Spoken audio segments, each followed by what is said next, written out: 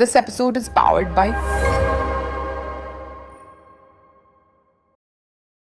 ಕೆಲವು ಇನ್ಸ್ಟಿಟ್ಯೂಟ್ಗಳು ದುಡ್ಡಿಗೋಸ್ಕರನೇ ಮಾಡ್ಕೊಂಡಿದ್ದಾರೆ. ಹೆಸರು ಹೇಳಕ್ ಇಷ್ಟ ಅಲ್ಲ. ನಾನೇ ಒಂದಷ್ಟು ಇನ್ಸ್ಟಿಟ್ಯೂಟ್ಗಳಲ್ಲಿ ಪಾಠ ಮಾಡಿದ್ದೀನಿ. ಅವ್ರು ನನಗೆ ಬಂದು ಪಾಠ ಮಾಡ್ಬೇಕಾದ್ರೆ, ಮೇಡಮ್ ನೀವು ಇಷ್ಟೆಲ್ಲ ಪಾಠ ಮಾಡೋ ಅವಶ್ಯಕತೆ ಇಲ್ಲ, ಸ್ವಲ್ಪ ಸ್ವಲ್ಪ ಹೇಳ್ಕೊಡಿ ಸಾಕು, ಯಾಕಂದ್ರೆ ಟೈಮ್ ಹೋಗ್ಬೇಕು ಅಂತ ಹೇಳ್ತಾರೆ. ನೀನಾಸಂ ಇದೆ, ರಂಗಾಯಣ ಇದೆ, ಶಿವಮೊಗ್ಗ ರಂಗಾಯಣ ಇದೆ, ಮೈಸೂರು ರಂಗಾಯಣ ಇದೆ, ಅಭಿನೇತ ರಂಗ ಇದೆ, ಆದರ್ಶ ಫಿಲ್ಮ್ ಇನ್ಸ್ಟಿಟ್ಯೂಟ್ ಇದೆ. ಚೂಸ್ ಮಾಡ್ಬೇಕಾದ್ರೆ ನಾನು ಕರೆಕ್ಟ್ ಆಗಿ ಚೂಸ್ ಮಾಡ್ತಾ ಇದ್ದೀನ, ಇಲ್ಲಿ ಹೋದ್ರೆ ನನ್ನ ಲೈಫ್ ಸೆಟಲ್ ಆಗುತ್ತಾ? OTT, ನೆಟ್ಫ್ಲಿಕ್ಸ್, ಅಮೆಝಾನ್ ಅಂತ ಬಂದರೂ ಕೂಡ ಥಿಯೇಟ್ರಲ್ಲಿ ಹೋಗಿ ನೋಡೋದಿತ್ತಲ್ವಾ, ಆ ಜನರೇಷನ್ ಇತ್ತಲ್ವಾ, ಅದು ಮತ್ತೆ ಹಂಗೆ ಕ್ರಿಯೇಟ್ ಆದ್ರೇನೆ ನಮ್ಮ ಸ್ಟಾರ್ಸ್ಗೆ ವ್ಯಾಲ್ಯೂ. ಹೊಸಬ್ರಿಗೆ ತುಂಬಾ ಎನ್ಕರೇಜ್ ಬೇಕು ಅಂತ ಅನ್ಸುತ್ತೆ. ತುಂಬಾ ಜನ ಹೆಣ್ಮಕ್ಳು ಸಿನಿಮಾ ರಂಗಕ್ಕೆ ಬರಬೇಕು ಅನ್ನೋ ಆಸಕ್ತಿ ಇರುತ್ತೆ, ಬಟ್ ಮನೆಯವ್ರಿಗೆ ಭಯ ಇರುತ್ತೆ. ಅಯ್ಯೋ ಏನಾರು ಆಗೋದ್ರೆ ಎಲ್ಲಿ ಹೋಗೋದು, ಏನ್ ಮಾಡೋದು, ಯಾರನ್ನ ಕೇಳೋದು ಅಂತ ಒಂದಷ್ಟು ಹೆಣ್ಮಕ್ಳಿಗೆ ಏನ್ ಹುರಿದುಂಬಿಸ್ತೀರಾ? ಸ್ವಲ್ಪ ಸ್ಟ್ರಾಂಗ್ ಆಗ್ಬೇಕು. ಕೆಲಸದಲ್ಲಿ ನಾವು ಸ್ಟ್ರಾಂಗ್ ಆಗಿದ್ರೆ ನಮ್ಮ ಆಯ್ಕೆಗಳು ಚೆನ್ನಾಗಿರುತ್ತೆ. ನಾವ್ ಯಾರನ್ನ ಚೂಸ್ ಮಾಡ್ಬೇಕು. ಸಿನಿಮಾದಲ್ಲಿ ಇರೋರೆಲ್ಲ ಕೆಟ್ಟೋರಲ್ಲ. ಒಂದು 25% ಕೆಟ್ಟೋರು ಇರ್ಬೋದು, 75% ಒಳ್ಳೆಯವರೇ ಇದ್ದಾರೆ. ಆಪೋಸಿಟ್ ಮಾತಾಡುವಂತ ವ್ಯಕ್ತಿಗಳನ್ನ ನಾವು ಹೇಗೆ ಅಂತ ಯೋಚನೆ ಮಾಡ್ಕೊಂಡು, ಓಕೆ ನೀವು ಮಾತಾಡ್ತಾನೆ ಇರಿ, ನಾವು ಕೆಲಸ ಮಾಡ್ತಾನೆ ಇರೋಣ ಅಂತ ನಾವು ಕೆಲಸ ಮಾಡ್ತಾನೆ ಇರಬೇಕು. ಮಾದೇವ ಸಿನಿಮಾ ರಿಲೀಸ್ ಟೈಮಲ್ಲಿ ವಿನೋದ್ ಪ್ರಭಾಕರ್ ಸರ್ ತುಂಬಾ ಹೋರಾಟ ಮಾಡಿದ್ರು. ಸ್ಯಾಂಡಲ್ವುಡ್ಗೆ ತಲುಪಬೇಕಾಗಿರೋ ರೆಸ್ಪೆಕ್ಟ್ ಸಿಗ್ತಿದ್ಯಾ? ಖಂಡಿತ ಇಲ್ಲ. ಕನ್ನಡ ಸಿನಿಮಾವನ್ನ ತುಂಬಾ ಗೌರವಿಸಬೇಕು, ಯಾಕಂದ್ರೆ ತುಂಬಾ ಜನ ಸಿನಿಮಾನೇ ನೋಡೋದಿಲ್ಲ. 1.5 ಬಗ್ಗೆ ಏನ್ ಹೇಳಕ್ ಇಷ್ಟಪಡ್ತೀರಾ? ನಾವು ತುಂಬಾ ಕಷ್ಟಪಟ್ಟು ಮಾಡಿದೀವಿ ಸಿನಿಮಾ ನೋಡಿ ಅಂತ ಹೇಳಲ್ಲ, ತುಂಬಾ ಇಷ್ಟಪಟ್ಟು ಖುಷಿಯಾಗಿ ಮಾಡಿದೀವಿ. ನಮ್ಮ ಸಿನಿಮಾನ ನೋಡಿ ತುಂಬಾ ಪ್ರೀತಿಯಿಂದ ಬಂದು ನೋಡಿ. ಗಂಡ್ ಮಕ್ಕಳಿಗೆ ಅಂತ ಸ್ಪೆಷಲ್ ಆಗಿ ಅವರ ಮನಸ್ಥಿತಿಯನ್ನ ತಗೊಂಡು ಮಾಡಿರುವಂತ ಒಂದು ಸಿನಿಮಾ.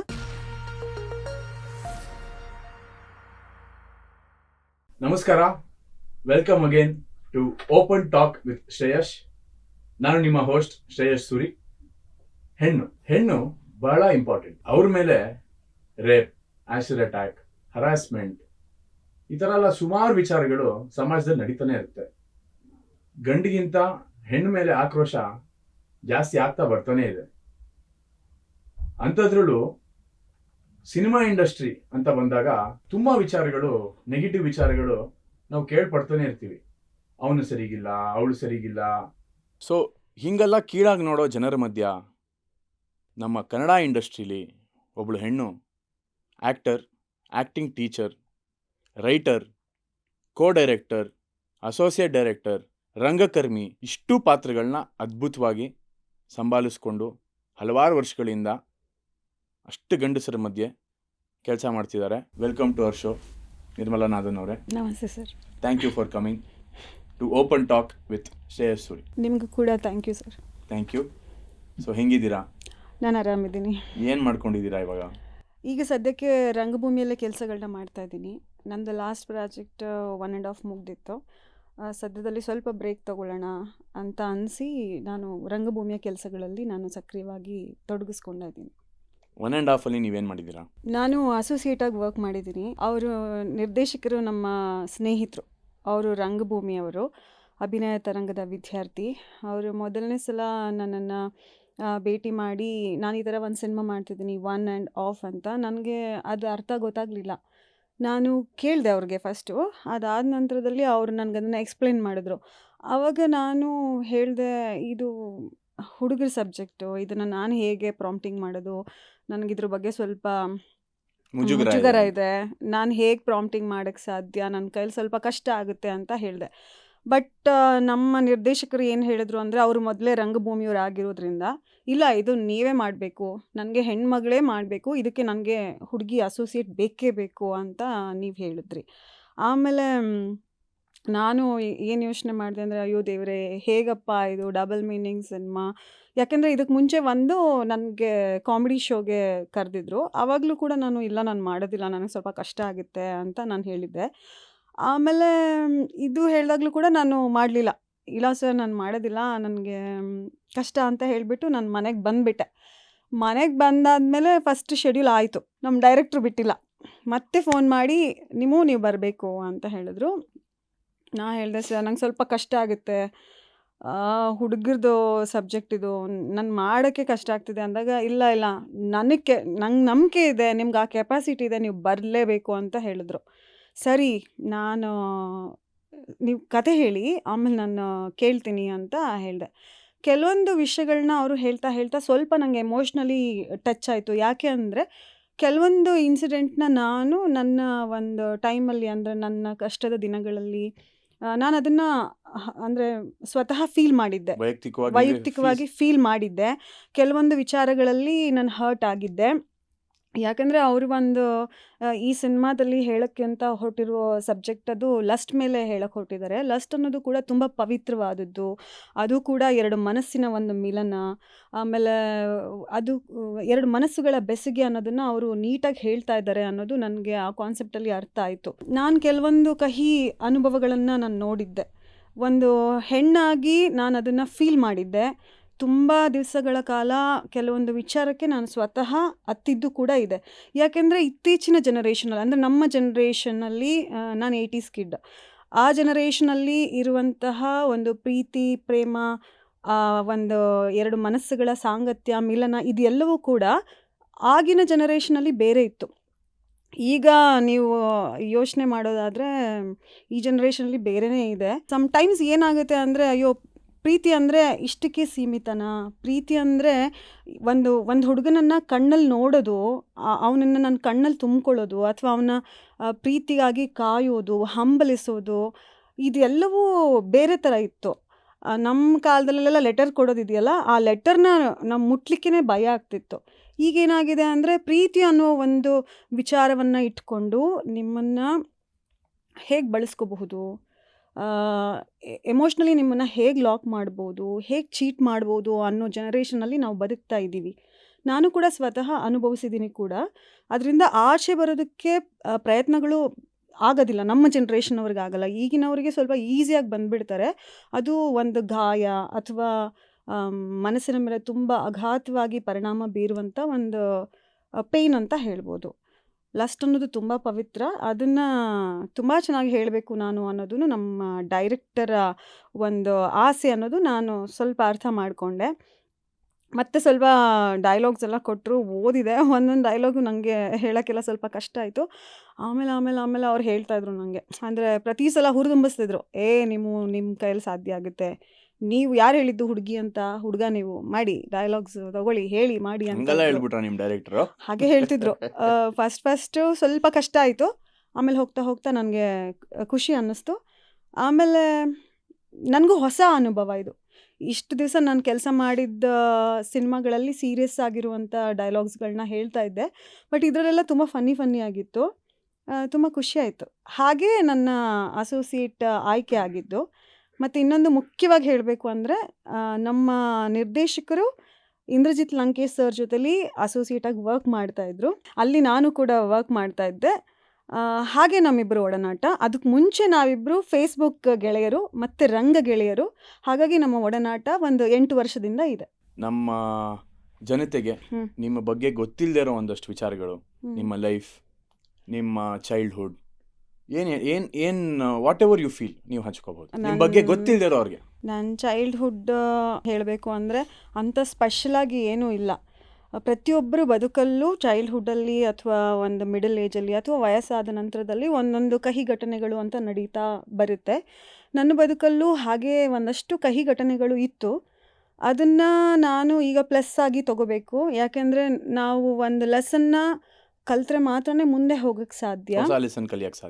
ನಾನು ಇದನ್ನು ಅರ್ಥ ಮಾಡ್ಕೊಂಡಿದ್ದು ಅಂದರೆ, ನಾನು ಯಾವಾಗಲೂ ತುಂಬ ಯೋಚನೆ ಮಾಡ್ತಿದ್ದೆ, ನನ್ನ ಬದುಕೆ ಯಾಕೆ ಹೀಗೆ, ನನಗೆ ಯಾಕೆ ಈ ಥರ ಕಷ್ಟ, ನನಗೆ ಯಾಕೆ ಹಿಂಗೆ ಅಂದರೆ ಪ್ರಾಬ್ಲಮ್ಸ್ಗಳು ಮೇಲೆ ಬರ್ತಾ ಇದೆ ಅಂತ ಯೋಚನೆ ಮಾಡ್ತಿದ್ದೆ. ನನ್ನ ತಂದೆ ತಾಯಿನ ಕಳ್ಕೊಂಡಾಗ ನಾನು ರಿಲೇಷನ್ಸ್ ಮನೇಲಿ ಒದ್ದಾಡಿದ್ದಿರ್ಬೋದು, ಅವ್ರು ಮಾಡಿದ ಅವಮಾನಗಳಿರ್ಬೋದು, ಅಥವಾ ಅವರಿಂದ ನನ್ನ ಬದುಕು ನಾಶ ಆಗಿದ್ದು ಇರ್ಬೋದು, ಇವೆಲ್ಲವನ್ನು ನಾನು ತುಂಬ ನನ್ನ ತಲೆಗೆ ಹಚ್ಕೊಂಡು ತುಂಬ ನೊಂದಿದ್ದೀನಿ. ಮತ್ತು ನನ್ನ ಎಜುಕೇಷನು ಕೂಡ ಸ್ಟಾಪ್ ಆಯಿತು, PUCಗೆ ಲಾಸ್ಟ್ ಆಗೋಯಿತು. ಈ ವಿಚಾರದಲ್ಲೆಲ್ಲ ನಾನು ತುಂಬ ಹರ್ಟ್ ಆಗಿದ್ದೆ. ಆದರೆ ಕೋವಿಡ್ ಅಂತ ಯಾವಾಗ ಬಂತು, ಅವತ್ತು ನಾನು ಅರ್ಥ ಮಾಡ್ಕೊಂಡಿದ್ದು, ಈ ಜಗತ್ತಿನಲ್ಲಿ ಕಷ್ಟ ಅನ್ನೋದು ನನಗೊಬ್ಳಿಗೆ ಅಲ್ಲ. ನನ್ನಂತಹ ಹಲವಾರು ಮಕ್ಕಳುಗಳು ಅನಾಥರಾಗಿದ್ದಾರೆ. ನನ್ನಂಥ ಎಷ್ಟೋ ಮಕ್ಕಳು ಅಂದರೆ ಹಸ್ಬೆಂಡ್ಸ್ ಇರ್ಬೋದು, ಅವರು ಅಲೋನಾಗಿ ನಿಂತಿದ್ದಾರೆ. ಹುಡುಗಿರು ಇರ್ಬೋದು, ಸಿಂಗಲ್ ಪೇರೆಂಟ್ಸ್ ಆಗಿ ತುಂಬ ಜನ ನಿಂತಿದ್ದಾರೆ. ಹುಡುಗ ಇರ್ಬೋದು ಅಥವಾ ಹುಡುಗಿ ಇರ್ಬೋದು. ಇಲ್ಲಿ ಸಂಗಾತಿಯ ಹುಡುಕಾಟ ಒಂದು ಕಡೆ ಆದರೆ, ಅನಾಥರಾಗಿ ನಿಂತ್ಕೊಂಡು ಕಷ್ಟಪಟ್ಟಂಥ ಗಂಡು ಮಕ್ಕಳು, ಹೆಣ್ಮಕ್ಳು ತುಂಬ ಜನ ಹಾಸ್ಟೆಲಲ್ಲಿ ಬದುಕ್ತಿದ್ದಾರೆ. ಮತ್ತು ಅದೇ ಥರ ತಂದೆ ತಾಯಿಗಳು ಕೂಡ ತುಂಬ ಜನ ಮಕ್ಕಳನ್ನ ಕಳ್ಕೊಂಡ್ರು. ಇವ್ರನ್ನೆಲ್ಲರನ್ನೂ ನೋಡಿದಾಗ ನನಗಿದೊಂದು ಲೆಸನ್ ಅಂತ ಅನ್ನಿಸ್ತು.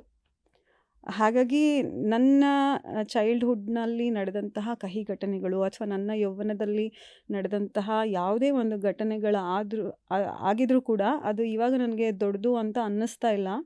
ದೊಡ್ಡದೇ. ಅದನ್ನು ಮರಿಬೇಕು, ಮುಂದೆ ಹೋಗಬೇಕು ಅನ್ನೋದು ನನ್ನ ಆಸೆ. ನೋಡಿ, ಪಾಸಿಟಿವಿಟಿ ಈಸ್ ಎವ್ರಿಥಿಂಗ್ ಅಂತ ನಮ್ಮ ನಿರ್ಮಲಾನಂದನವರು ಅದ್ಭುತವಾಗಿ ಹೇಳ್ತಾ ಇದ್ದಾರೆ. ಸೊ ನಿಮ್ಮ ಲೈಫ್ನ ಒಂದು ಲೈನಲ್ಲಿ ಹೇಳಬೇಕು ಅಂದರೆ ಏನು? ನನ್ನ ಲೈಫ್ ಅನ್ನೋದು ಒಂದು ಜರ್ನಿ. ಹಿಂದೆ ಏನಾಯಿತು ನನಗೆ ಗೊತ್ತಿಲ್ಲ, ಮುಂದಿನದು ನನಗೆ ಗೊತ್ತಿಲ್ಲ. ದೇವರು ಹೇಗೆ ನಡೆಸ್ಕೊಂಡು ಹೋಗ್ತಾ ಇದ್ದಾರೆ ಅದು ಮಾತ್ರ ನನಗೆ ಗೊತ್ತು. ಆ ಕ್ಷಣವನ್ನು, ಆ ದಿನವನ್ನು ತುಂಬ ಹ್ಯಾಪಿಯಾಗಿ ಕಳಿಬೇಕು ಅನ್ನೋದು ನಾನು ಇತ್ತೀಚಿನ ದಿನಗಳಲ್ಲಿ ಕಂಡುಕೊಂಡಿದ್ದು. ನಿಮ್ಮ ದಿನಚರಿಯಲ್ಲಿ ನೀವು ಖುಷಿಯಾಗಿರೋದಕ್ಕೆ ಏನೇನು ಮಾಡ್ತೀರಾ? ನಾನು ಯೂನಿವರ್ಸ್ ಬಿಲೀವ್ ಮಾಡ್ತೀನಿ. ನಾನು ತುಂಬ ದೇವ್ರನ್ನ ನಂಬ್ತೀನಿ. ನನಗೆ ದೇವರು ಅಂದರೆ ಫಸ್ಟ್. ನಾನು ಯಾರನ್ನು ನಂಬ್ತೀನೋ ಬಿಡ್ತೀನೋ ಗೊತ್ತಿಲ್ಲ, ದೇವರು ಅನ್ನೋದು ಫಸ್ಟು. ನಾನು ಫಸ್ಟ್ ದೇವ್ರಿಗೆ ಥ್ಯಾಂಕ್ಸ್ ಹೇಳ್ತೀನಿ, ಆಮೇಲೆ ಯೂನಿವರ್ಸಿಗೆ ಥ್ಯಾಂಕ್ಸ್ ಹೇಳ್ತೀನಿ. ಮತ್ತು ನನ್ನ ಸ್ನೇಹಿತರು ಯಾರೆಲ್ಲ ಇದ್ದಾರೆ ಅವರೆಲ್ಲರನ್ನೂ ನೆನೆಸ್ಕೊಂಡು ಅವ್ರಿಗೋಸ್ಕರ ಪ್ರೇಯರ್ ಮಾಡ್ತೀನಿ. ನಾನು ಫಸ್ಟ್ ಮಾಡೋದೇ ಎಲ್ಲ ನನ್ನ ಸ್ನೇಹಿತರಿಗೋಸ್ಕರ, ನನ್ನ ಬಳಗದವರಿಗೋಸ್ಕರ. ಅದಾದ ನಂತರದಲ್ಲಿ ನಾನು ದೇವ್ರ ಹತ್ರ ಏನೂ ಕೇಳಲ್ಲ. ನನಗೆ ಅವ್ರು ಏನು ಕೊಡಬೇಕು ಅಂತ ಡಿಸೈಡ್ ಮಾಡಿದರೆ ಅದನ್ನು ಕೊಡ್ತಾರೆ. ಆ್ಯಂಡ್ ನನ್ನ ಮಗನಿಗೋಸ್ಕರ ನಾನು ತುಂಬ ಪ್ರೇ ಮಾಡ್ತೀನಿ.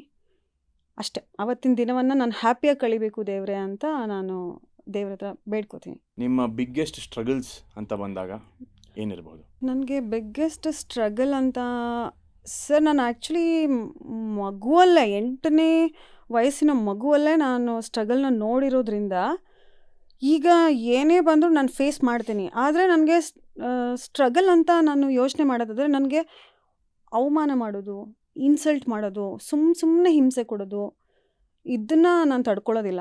ನಂದು ತಪ್ಪಿಲ್ಲ ಅಂತ ಅಂದರೆ ನನ್ನ ತಪ್ಪಿಲ್ಲ, ನಾನು ನೇರವಾಗೇ ಮಾತಾಡ್ತೀನಿ. ಅದು ನನ್ನ ಒಂದು ಮೇನ್ ಪ್ರಾಬ್ಲಮ್. ಅಂದರೆ ನಂದು ಏನಾದರೂ ತಪ್ಪಿಲ್ಲ ಅಂದರೆ ಯಾರಾದರೂ ನೀನು ತಪ್ಪು ಅಂತ ಹೇಳಿಬಿಟ್ರೆ ನಾನು ಅಲ್ಲೇ ಆನ್ಸರ್ ಕೊಟ್ಬಿಡ್ತೀನಿ. ತುಂಬ ಜನ ಹೇಳ್ತಾರೆ ನನಗೆ, ನೀನು ಹಂಗೆ ಮಾತಾಡಬಾರ್ದು ಅಂತ. ನೀವು ತುಂಬ ನೋವುಗಳನ್ನೇ ನೋಡ್ಕೊಂಡು ಬಂದಿರ್ತೀರ. ನೀವು ಮಾಡದೇ ಇರೋ ತಪ್ಪುಗಳಿಗೆ ತುಂಬ ಅವಮಾನಗಳನ್ನು ಸಹಿಸ್ಕೊಂಡೇ ಬಂದಿರ್ತೀರ. ಈಗಲೂ ನೀನು ಹೀಗೆ ಅಂತ ಪಾಯಿಂಟ್ ಔಟ್ ಮಾಡಿದಾಗ ಅದು ಹೇಳುವ ವ್ಯಕ್ತಿಗಳ ಮೇಲೆ ನಿರ್ಧಾರ ಆಗುತ್ತೆ.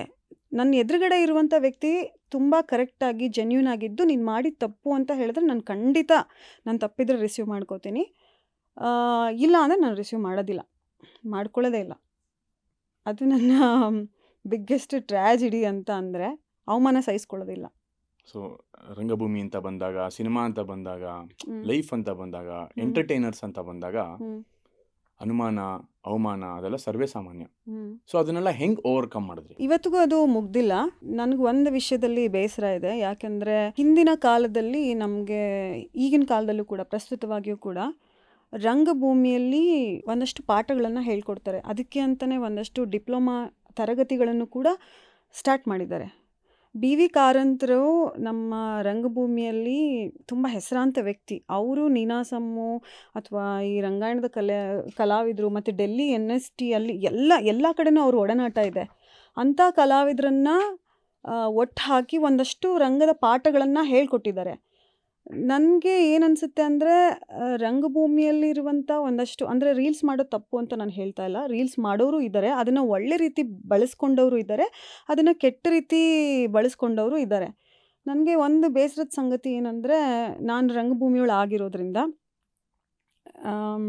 ರಂಗದವರನ್ನು ಬೆಳೆಸಿ, ಅದರಲ್ಲೂ ರೀಲ್ಸ್ ಮಾಡೋರಲ್ಲಿ ತುಂಬ ಟ್ಯಾಲೆಂಟೆಡ್ ಇರೋರನ್ನ, ಅಂದರೆ ಅವ್ರದ್ದೇ ಆದಂಥ ಕಲೆಯಲ್ಲಿ ಅವರು ಪ್ರವೀಣರಾಗಿದ್ದರೆ ಅವ್ರನ್ನ ನೀವು ಕರೆದು ಬೆಳೆಸಿ, ಸಪೋರ್ಟ್ ಮಾಡಿ. ಆದರೆ ಸುಮ್ಮನೆ ತರಲೆ ಮಾಡೋರಿಗೆ, ಸುಮ್ಮನೆ ಏನೇನೋ ಮಾಡೋರಿಗೆ ವೇದಿಕೆಗಳನ್ನು ಕಲ್ಪಿಸ್ಕೊಡೋದಿದೆಯಲ್ಲ, ಅದು ಸ್ವಲ್ಪ ನನಗೆ ಬೇಜಾರಾಗುತ್ತೆ. ಯಾಕೆಂದರೆ ಈ ಮಾತನ್ನು ನಾನು ಯಾಕೆ ಹೇಳ್ತಾ ಇದ್ದೀನಿ ಅಂದರೆ, ನಾನು ಒಬ್ಬ ರಂಗಭೂಮಿಯಲ್ಲಿ ಕೆಲಸ ಮಾಡಿದಂಥ ಹುಡುಗಿ. ನನ್ನ ಹಾಗೆ ನನ್ನ ಜೊತೇಲಿ ಬಂದಂಥ ಎಷ್ಟೋ ಜನ ಹುಡುಗರು, ಎಷ್ಟೋ ಜನ ಹುಡುಗಿಯರು ಇವಾಗ್ಲೂ ಕಷ್ಟಪಡ್ತಾನೇ ಇದ್ದಾರೆ. ನಾನಿಷ್ಟು ಕೆಲಸ ಮಾಡಿದ್ದೀನಿ, ಆದರೆ ನನಗೆ 1 ದಿವಸದ 2 ದಿವಸದ್ರೊಳಗೆಲ್ಲ ಸೀರಿಯಲಲ್ಲಿ ನನಗೆ ಗೊತ್ತಿರೋ ಮ್ಯಾನೇಜರ್ಸು, ನನಗೆ ಗೊತ್ತಿರೋ ನಿರ್ದೇಶಕರು ಕರೆದಾಗ ತುಂಬ ಹರ್ಟ್ ಆಗುತ್ತೆ.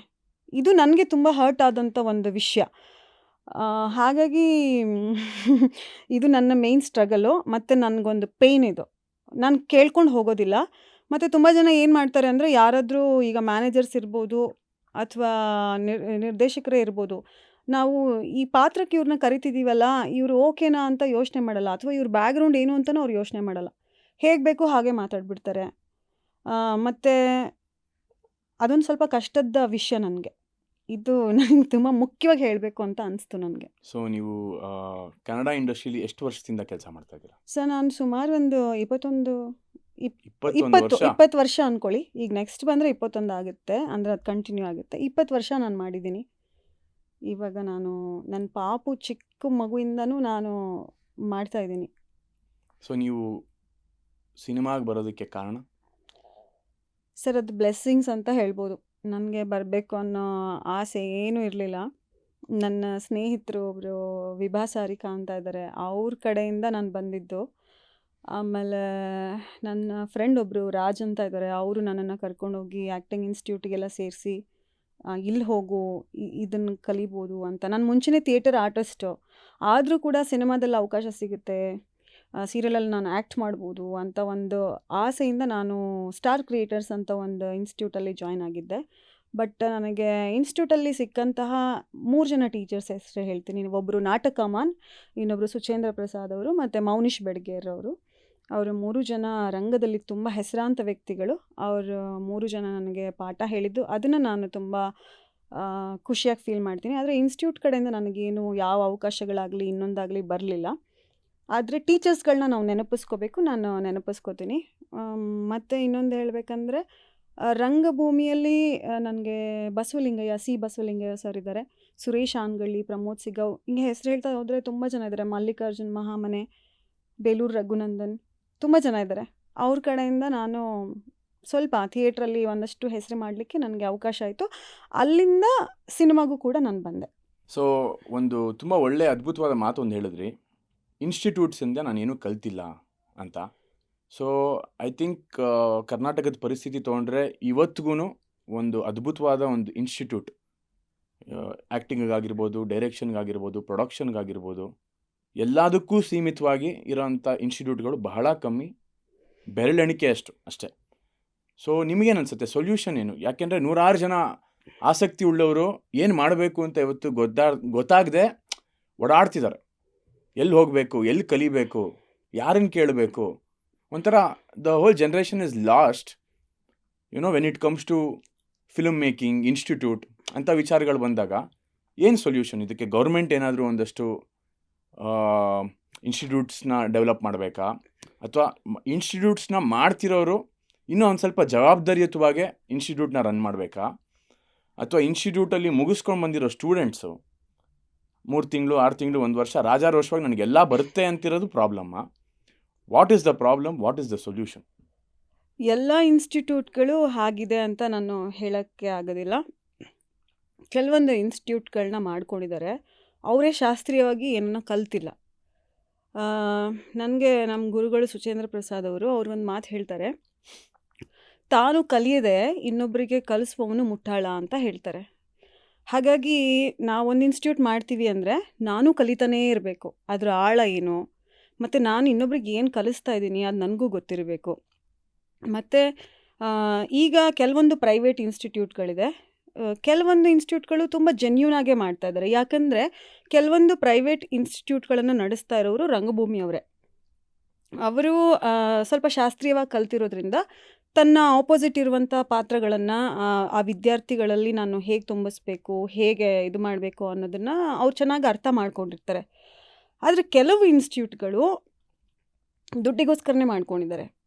ನಾನು ಹೆಸರು ಹೇಳೋಕ್ಕೆ ಇಷ್ಟ ಅಲ್ಲ. ಕೆಲವೊಂದು ಇನ್ಸ್ಟಿಟ್ಯೂಟ್ಗಳು, ನಾನೇ ಒಂದಷ್ಟು ಇನ್ಸ್ಟಿಟ್ಯೂಟ್ಗಳಲ್ಲಿ ಪಾಠ ಮಾಡಿದ್ದೀನಿ. ಅವ್ರು ನನಗೆ ಬಂದು ಪಾಠ ಮಾಡಬೇಕಾದ್ರೆ, ಮೇಡಮ್ ನೀವು ಇಷ್ಟೆಲ್ಲ ಪಾಠ ಮಾಡೋ ಅವಶ್ಯಕತೆ ಇಲ್ಲ, ಸ್ವಲ್ಪ ಸ್ವಲ್ಪ ಹೇಳ್ಕೊಡಿ ಸಾಕು, ಯಾಕೆಂದರೆ ಟೈಮ್ ಹೋಗಬೇಕು ಅಂತ ಹೇಳ್ತಾರೆ.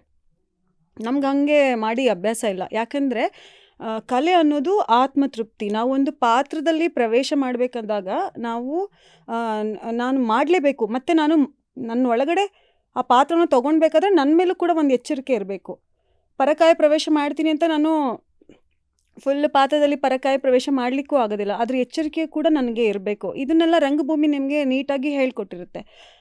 ಆದರೆ ಒಂದಷ್ಟು ಇನ್ಸ್ಟಿಟ್ಯೂಟ್ಗಳು ದುಡ್ಡಿಗೆ ಅಂತಲೇ ಮಾಡ್ಕೊಂಡಿದ್ದಾರೆ. ನಾವು ನಿಮಗೆ ನಮ್ಮ ಇನ್ಸ್ಟಿಟ್ಯೂಟಿಗೆ ಜಾಯ್ನ್ ಆಗಿಬಿಟ್ರೆ ನಿಮ್ಗೆ ಅದನ್ನು ಕೊಡಿಸ್ತೀವಿ, ಆ ನಟರು ಬರ್ತಾ ಇದ್ದಾರೆ ನಮ್ಮ ಕ್ಲಾಸಿಗೆ.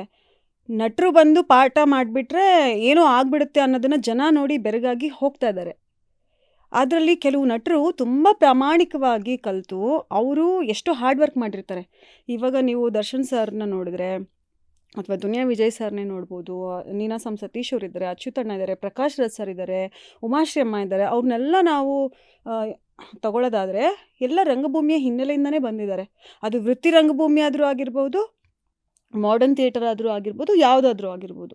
ಕಷ್ಟಪಡ್ದೆಲ್ಲ ಯಾರೂ ಬಂದಿರೋದಿಲ್ಲ. ಆದರೆ ಕೆಲವರು ಹೇಗೆ ಅಂದರೆ ಹೊರಗಿನ ಬೆರಗನ್ನ ನೋಡಿ ತುಂಬ ಅಟ್ರಾಕ್ಟ್ ಆಗ್ತಾರೆ. ಓ, ಈ ನಿರ್ದೇಶಕರು ಬಂದು ಹೇಳ್ಕೊಟ್ಬಿಟ್ಟಿದ್ದಾರೆ. ಕೆಲವು ನಿರ್ದೇಶಕರು ತುಂಬ ಪ್ರಾಮಾಣಿಕರು. ಅವ್ರ ಪಾಠಗಳನ್ನು ನಾನು ಕೇಳಿದ್ದೀನಿ. ಅವರು ತುಂಬ ಚೆನ್ನಾಗಿ ಕಲ್ತಿರ್ತಾರೆ, ಟೆಕ್ನಿಕಲಿ ಆಗ್ಬೋದು, ಮತ್ತು ಅವರು ಶಾಸ್ತ್ರೀಯವಾಗೂ ಕಲ್ತಿರ್ತಾರೆ. ನಿರ್ದೇಶನ ಅಂದರೆ ಏನು, ನಟನೆ ಅಂದರೆ ಏನು, ಅಥವಾ ನಾವು ಎಡಿಟಿಂಗ್ ಅಂದರೆ ಏನು, ಇದು ಎಲ್ಲವನ್ನು ಚೆನ್ನಾಗಿ ಕಲ್ತ್ಕೊಂಡಿರ್ತಾರೆ. ಹಾಗಾಗಿ ಎಲ್ಲ ಇನ್ಸ್ಟಿಟ್ಯೂಟು ತಪ್ಪು ಅಂತಲೂ ನಾನು ಹೇಳೋದಿಲ್ಲ. ಆದರೆ ಕೆಲವೊಂದು ದುಡ್ಡು ಮಾಡಲಿಕ್ಕೆ ಅಂತಲೇ ಹೊರಟಿದೆಯಲ್ಲ, ಆ ಇನ್ಸ್ಟಿಟ್ಯೂಟ್ಗಳನ್ನ ನಾನು ತಪ್ಪು ಅಂತ ಹೇಳ್ತೀನಿ. ವಿದ್ಯಾರ್ಥಿಗಳು ಅದನ್ನು ಆಯ್ಕೆ ಮಾಡುವಾಗ ತುಂಬ ಚೆನ್ನಾಗಿ ಯೋಚನೆ ಮಾಡಿ ಆಯ್ಕೆ ಮಾಡಬೇಕು.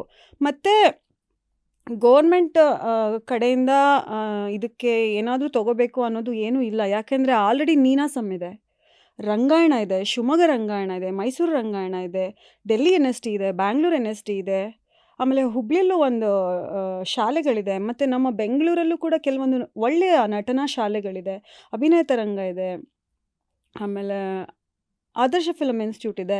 ಅಲ್ಲೆಲ್ಲ ತುಂಬ ಒಳ್ಳೆಯ ಟೀಚರ್ಸ್ ಇದ್ದಾರೆ, ರಂಗಭೂಮಿಯಲ್ಲಿ ಪಳಗಿದಂತಹ ಟೀಚರ್ಸ್ಗಳಿದ್ದಾರೆ. ಸ್ವಲ್ಪ ಆಯ್ಕೆ ಮಾಡಿ. ಮತ್ತು ನಮ್ಮ ನಟನ ಅವ್ರದ್ದು ಇದೆ, ನಾಗಾಭರಣ ಸರ್ ಅವ್ರದ್ದು ಬೆನಕ ಇದೆ, ತುಂಬ ಶಾಲೆಗಳಿದೆ. ಹಾಗಾಗಿ ಚೂಸ್ ಮಾಡಬೇಕಾದ್ರೆ ನಾನು ಕರೆಕ್ಟಾಗಿ ಚೂಸ್ ಮಾಡ್ತಾ ಇದ್ದೀನಾ, ಇಲ್ಲಿ ಹೋದರೆ ನನ್ನ ಲೈಫ್ ಸೆಟಲ್ ಆಗುತ್ತಾ ಅಂತ. ಇವಾಗ ನಿಮಗೆ 10th ಆದಮೇಲೆ ಡಿಪ್ಲೊಮಾ ಕೋರ್ಸ್ ಇದೆ ಸಾಣೆಹಳ್ಳಿ ರಂಗಶಾಲೆಯಲ್ಲಿ. ಆಫ್ಟರ್ 2nd PUC ತಗೋತಾರೆ. ಆಮೇಲೆ ಎಲ್ಲ ಕಡೆನೂ ಇದೆ. ಅಲ್ಲಿ ಹೋಗಿ ನಾವು ಆ್ಯಕ್ಟಿಂಗ್ ಕೋರ್ಸ್ನ ಮಾಡಿದ್ರೆ ತುಂಬ ಒಳ್ಳೆಯದು ಅಂತ ನೋಡಿ, ಹೇಳ್ತೀನಿ. ಎಲ್ಲಾ ತರದ ವೀಕ್ಷಕರು ಇರ್ತಾರೆ ನಮ್ಮ ಪಾಡ್ಕಾಸ್ಟ್ ನೋಡ್ಬೇಕಾರೆ. ಹ್ಞೂ ಸೊ ನೀವೊಂದಷ್ಟು ಒಳ್ಳೆ ವಿಚಾರಗಳು ಹೇಳ್ತಾ ಇದ್ದೀರಾ, ಎಷ್ಟು ರಂಗಶಾಲೆಗಳಿದೆ, ಎಲ್ಲೆಲ್ಲಿದೆ. ಹೌದು. ಸೊ ಹೇಳಿದಾಗ ನಿಮ್ಮಿಂದಾನು ಒಂದಷ್ಟು ಜನಕ್ಕೆ ವಿಚಾರ ತಲುಪಲಿ ಹ್ಞೂ ಅನ್ನೋ ಒಂದು ಮನೋಭಾವ. ನಾನೇನು ಹೇಳ್ತೀನಿ ಅಂದರೆ, ಪ್ರೈವೇಟ್ ಇನ್ಸ್ಟಿಟ್ಯೂಟ್ ಅನ್ನೋದಾದರೆ ನೀವು ಎಡಿಟಿಂಗಿಗೋಸ್ಕರ ಅಥವಾ ನಿರ್ದೇಶನ ವಿಭಾಗಕ್ಕೆ ಅಥವಾ ಕ್ಯಾಮರಾ ಡಿಪಾರ್ಟ್ಮೆಂಟಲ್ಲಿ ಕಲಿಯೋದಾದರೆ ನೀವು ಪ್ರೈವೇಟ್ ಇನ್ಸ್ಟಿಟ್ಯೂಟಲ್ಲಿ ಯಾವ ಇನ್ಸ್ಟಿಟ್ಯೂಟ್ ದಿ ಬೆಸ್ಟ್ ಅಂತ ಚೂಸ್ ಮಾಡಿ ಹೋಗೋದು ಬೆಟರು. ನಟನೆಗೆ ಹೋಗ್ತೀರಾ ಅಂದರೆ ನಾನು ಹೇಳ್ತಾ ಇದ್ದೀನಲ್ಲ, ನಟನ ಇರ್ಬೋದು, ನೀನಾಸಂ ಇರ್ಬೋದು, ಸಾಣೆಹಳ್ಳಿ ಡಿಪ್ಲೊಮಾ ಇರ್ಬೋದು, ನಮ್ಮ ರಂಗಾಯಣ NSD. ನೀವು ಆನ್ಲೈನ್ ಅಲ್ಲಿ ಆಡಿಯನ್ಸ್ಗೆ ಏನಕ್ಕೆ ಹೇಳಕ್ ಇಷ್ಟಪಡ್ತಾ ಇದ್ದೀರಾ ಅಂದ್ರೆ, ರೀಲ್ಸ್ ಜೊತೆ ರಂಗಭೂಮಿನೂ ಮಾಡಿ, ರಂಗಭೂಮಿ ಜೊತೆ ಕೋರ್ಸು ಮಾಡಿ, ಬ್ಯಾಲೆನ್ಸ್ ಇಟ್ ಔಟ್. ಬ್ಯಾಲೆನ್ಸ್ ಮಾಡಿದ್ರೆ ಕಲಿಯೋ ಆಪರ್ಚುನಿಟೀಸ್ ಜಾಸ್ತಿ ಇರುತ್ತೆ ಅಂತ ಹೇಳ್ತಾ ಇದ್ದೀರಾ. ಹೌದೌದು. ರೀಲ್ಸ್ ಅಂತ ಅಂದರೆ ಈಗ ನಾವು ಬೇರೆಯವ್ರು ಯಾರೋ ಆ್ಯಕ್ಟ್ ಮಾಡಿರ್ತಾರೆ, ಅದಕ್ಕೆ ಬರೀ ನಾವು ಲಿಪ್ ಸಿಂಕ್ ಮಾಡ್ತಾ ಇರ್ತೀವಿ ಅಷ್ಟೇ. ನಟನೆ ಹಾಗಾಗಲ್ಲ, ನೀವು ಲಿಪ್ ಸಿಂಕ್ ಮಾಡೋಕ್ಕಾಗೋದಿಲ್ಲ, ಲೈವ್ ಆಗೇ ಮಾಡಬೇಕಾಗುತ್ತೆ. ಈಗ ನಾನು ಮಾಡಿರೋ ಒಂದು ಡಬ್ಬಿಂಗ್ನ ಇನ್ನೊಂದು ಪಾತ್ರಧಾರಿ ಮಾಡಬೇಕು ಅಂದರೆ, ಅವರು ಲಿಪ್ ಸಿಂಕ್ ಮಾಡಬೇಕು ಅಂದರೆ ನಾನು ಅಷ್ಟು ಇನ್ವಾಲ್ವ್ ಆಗಿ ನಾನು ಆ್ಯಕ್ಟ್ ಮಾಡಿರಬೇಕಾಗುತ್ತೆ. ಖಂಡಿತವಾಗಿ. ನೀವು ರೀಲ್ಸ್ ಮಾಡೋದು ಕೂಡ ಹಾಗೇನೆ. ರೀಲ್ಸು ಎಲ್ಲರೂ ಕರೆಕ್ಟಾಗಿ ಮಾಡೋದಿಲ್ಲ, ಅದೇ ನಟರ ಥರ ಅದೇ ಲಿಪ್ ಸಿಂಕ್ ಮಾಡೋಕ್ಕಾಗೋದಿಲ್ಲ. ನಿಜ. ತುಂಬ ಫೇಕಾಗೂ ಮಾಡ್ತಾರೆ, ರಿಯಲ್ ಆಗಿ ಮಾಡೋರು ಇದ್ದಾರೆ. ಸೊ ನಾವು ನಿಮ್ಮ ಒಂದು 20 ವರ್ಷದ ಸಿನಿ ಜರ್ನಿ, ರಂಗಭೂಮಿ ಜರ್ನಿಲಿ ಗುರುಗಳು ಅಂತ ನೀವು ಯಾರನ್ನ ಹೇಳಕ್ ಇಷ್ಟಪಡ್ತೀರಾ? ನನಗೆ C ಬಸವಲಿಂಗಿ ಅವ್ರು ನನ್ನ ಗುರುಗಳು, ಸುರೇಶ್ ಆನ್ಗಳ್ಳಿ ಅವ್ರು ನಮ್ಮ ಗುರುಗಳು, ಆಮೇಲೆ ಅಮಾನ್ ಸರ್ ಇದ್ದಾರೆ, ನಾಟಕ ಅಮಾನ್, ಆಮೇಲೆ ಸುಚೇಂದ್ರ ಪ್ರಸಾದ್ ಅವರು, ಆಮೇಲೆ ಮಲ್ಲಿಕಾರ್ಜುನ್ ಮಹಾಮನಿ ಸರ್ ಇದ್ದಾರೆ, ಆಮೇಲೆ ಪ್ರಮೋದ್ ಸಿಗ್ಗಾವ್, ತುಂಬ ಜನ ಇದ್ದಾರೆ ಗುರುಗಳು. ದಾಕ್ಷಾಣಿ ಭಟ್ ಇದ್ದಾರೆ, ತುಂಬ ಜನ ಇದ್ದಾರೆ. ನನ್ನ ಹೆಸರು ಹೇಳ್ತಾ ಹೋದ್ರೆ ತುಂಬ ಉದ್ದ ಪಟ್ಟಿ ಇದೆ. ನನ್ನ ಮೊದಲನೇ ಗುರುಗಳು So, ನೀವು ಹೇಳೋ ಅನ್ನೋದಾದ್ರೆ ಪ್ರಕಾರ ಎಲ್ಲಾರಿಂದನೂ ಸಾಕಷ್ಟು ವಿಚಾರಗಳು ಕಲ್ತ್ಕೊಂಡೇ ಬರ್ತಾ ಇದ್ದೀರಾ, ಹಾಂ, ಇನ್ನು ಕಲಿತಾನೇ ಇದ್ದೀರಾ. ಹೌದು. ಮುಂದಕ್ಕೂ ನನ್ನ ಕಲಿತೀರಾ. ಮೊದಲನೇ ಗುರುಗಳು ಅಂದರೆ ಆಂಜನೇಯ ಸರ್, ಶಾಂತಲಾ ಕಲಾನಿಕೇತನ, ಆಮೇಲೆ C ಬಸವಲಿಂಗಯ್ಯ ಅವರು ನನ್ನ ಗುರುಗಳು. ಅದಾದಮೇಲೆ ಇನ್ಸ್ಟಿಟ್ಯೂಟಲ್ಲಿ ಹೋದಾಗ ಮೌನಿಷ್ ಬೆಡಗೇರ್, ಸುಚೇಂದ್ರ ಪ್ರಸಾದ್ ಸರು, ಆಮೇಲೆ ಅಮಾನ್ ಸರ್ ಎಲ್ಲ ನನ್ನ ಗುರುಗಳು. ನೀವು ಪ್ರೆಷರ್, ಪರ್ಸನಲ್ ಲೈಫ್, ಫೇಮ್ ಎಲ್ಲದನ್ನು ಹೆಂಗೆ ಬ್ಯಾಲೆನ್ಸ್ ಮಾಡ್ತೀರಾ? ಎಲ್ಲವೂ ಬಿಕಾಸ್ ನೀವು ಬರಹಗಾತಿ, hmm, actress, acting teacher, direction department, ಒಬ್ಳು ತಾಯಿ. ಸೊ ಅಷ್ಟನ್ನು ಹೆಂಗೆ ಬ್ಯಾಲೆನ್ಸ್ ಮಾಡ್ತಿದ್ದೀರಾ? ಸರ್, ನಾನು ನಿಜ ಜೀವನದಲ್ಲಿ ಹೇಗಿರಬೇಕು ಅನ್ನೋದನ್ನು ತುಂಬ ಚೆನ್ನಾಗಿ ತಿಳ್ಕೊಂಡಿದ್ದೀನಿ. ಆಮೇಲೆ ಫೇಮ್ ಅನ್ನೋದೆಲ್ಲ ಏನಿದೆ ಗೊತ್ತಾ, ಅದು ಇವತ್ತಿನ ಸಂತೋಷ ಅಷ್ಟೇ. ನಾನು ಇವತ್ತಿಲ್ಲಿ ಕೆಲಸ ಮಾಡ್ತಾಯಿದ್ದೀನಿ, ಇವತ್ತು ಏನೋ ಮಾಡ್ತಾಯಿದ್ದೀನಿ, ಇವಾಗ ನಾನು ನಿಮ್ಮ ಮುಂದೆ ಕುತ್ಕೊಂಡು ಇವತ್ತು ಮಾತಾಡ್ತಾ ಇದ್ದೀನಿ, ಇದು ಇವತ್ತಿನ ಸಂತೋಷ. ನಾಳೆ ಸಂತೋಷ ನಾನು ಹುಡುಕ್ತಾನೇ ಇರಬೇಕು.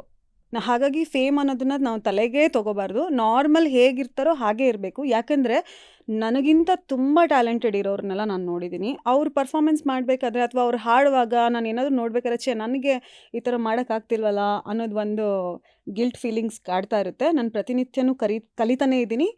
ಕಲಿತಾ ನಾವು ಮಗುವಾಗಬೇಕೇ ಹೊರತು ನಾನು ಕಲ್ತಿದ್ದೀನಿ, ನಾನು ತುಂಬ ದೊಡ್ಡವನು ಅನ್ನೋದನ್ನು ನಾವು ಯಾವಾಗ ತೊಗೋತೀವೋ ಆವಾಗ ಅದು ಅಹಂ ಆಗಿಬಿಡುತ್ತೆ. ಹಾಗಾಗಿ ನನಗೆ ಅದ್ರ ಬಗ್ಗೆ ಎಲ್ಲ ಏನು ಇದಿಲ್ಲ. ಬಟ್ ಅಹಂ ಬೇಡ, ಮಗುವಾಗಿರಬೇಕು. ಮಗುವಾಗಿ ನಾನು ಕಲಿತಾ ನನ್ನ ಜೊತೆ ಇರೋನು ಕಲಿಸ್ತಾ ನನ್ನ ಜೊತೆಲಿ ಕರ್ಕೊಂಡು ಹೋಗ್ಬೇಕು ಅನ್ನೋದಷ್ಟೇ. ತಾಯಿಯಾಗಿ ಏನಂದರೆ ನಾನು ನನ್ನ ಮಗನಿಂದ ತುಂಬ ಕಲಿತಾ ಇದ್ದೀನಿ. ಅವನೇ ನನಗೆ ತಾಯಿ ಅಂತ ಹೇಳ್ಬೋದು. ನಾನು ಅಮ್ಮ ಇಲ್ಲ ಅನ್ನೋ ಒಂದು ಫೀಲಿಂಗಲ್ಲಿದ್ದೆ, ಅಪ್ಪ ಇಲ್ಲ ಅನ್ನೋ ಒಂದು ಫೀಲಿಂಗಲ್ಲಿದ್ದೆ. ಆದರೆ ನನ್ನ ಮಗನೇ ನನಗೆ ತಂದೆ ತಾಯಿ ಆಗಿರೋದ್ರಿಂದ ಅವನು ನನಗೆ ತಾಯಿ, ನಾನು ಅವನಿಗೆ ತಾಯಿ. ಮತ್ತು ರಂಗಭೂಮಿ ನನಗೆ ತಾಯಿ.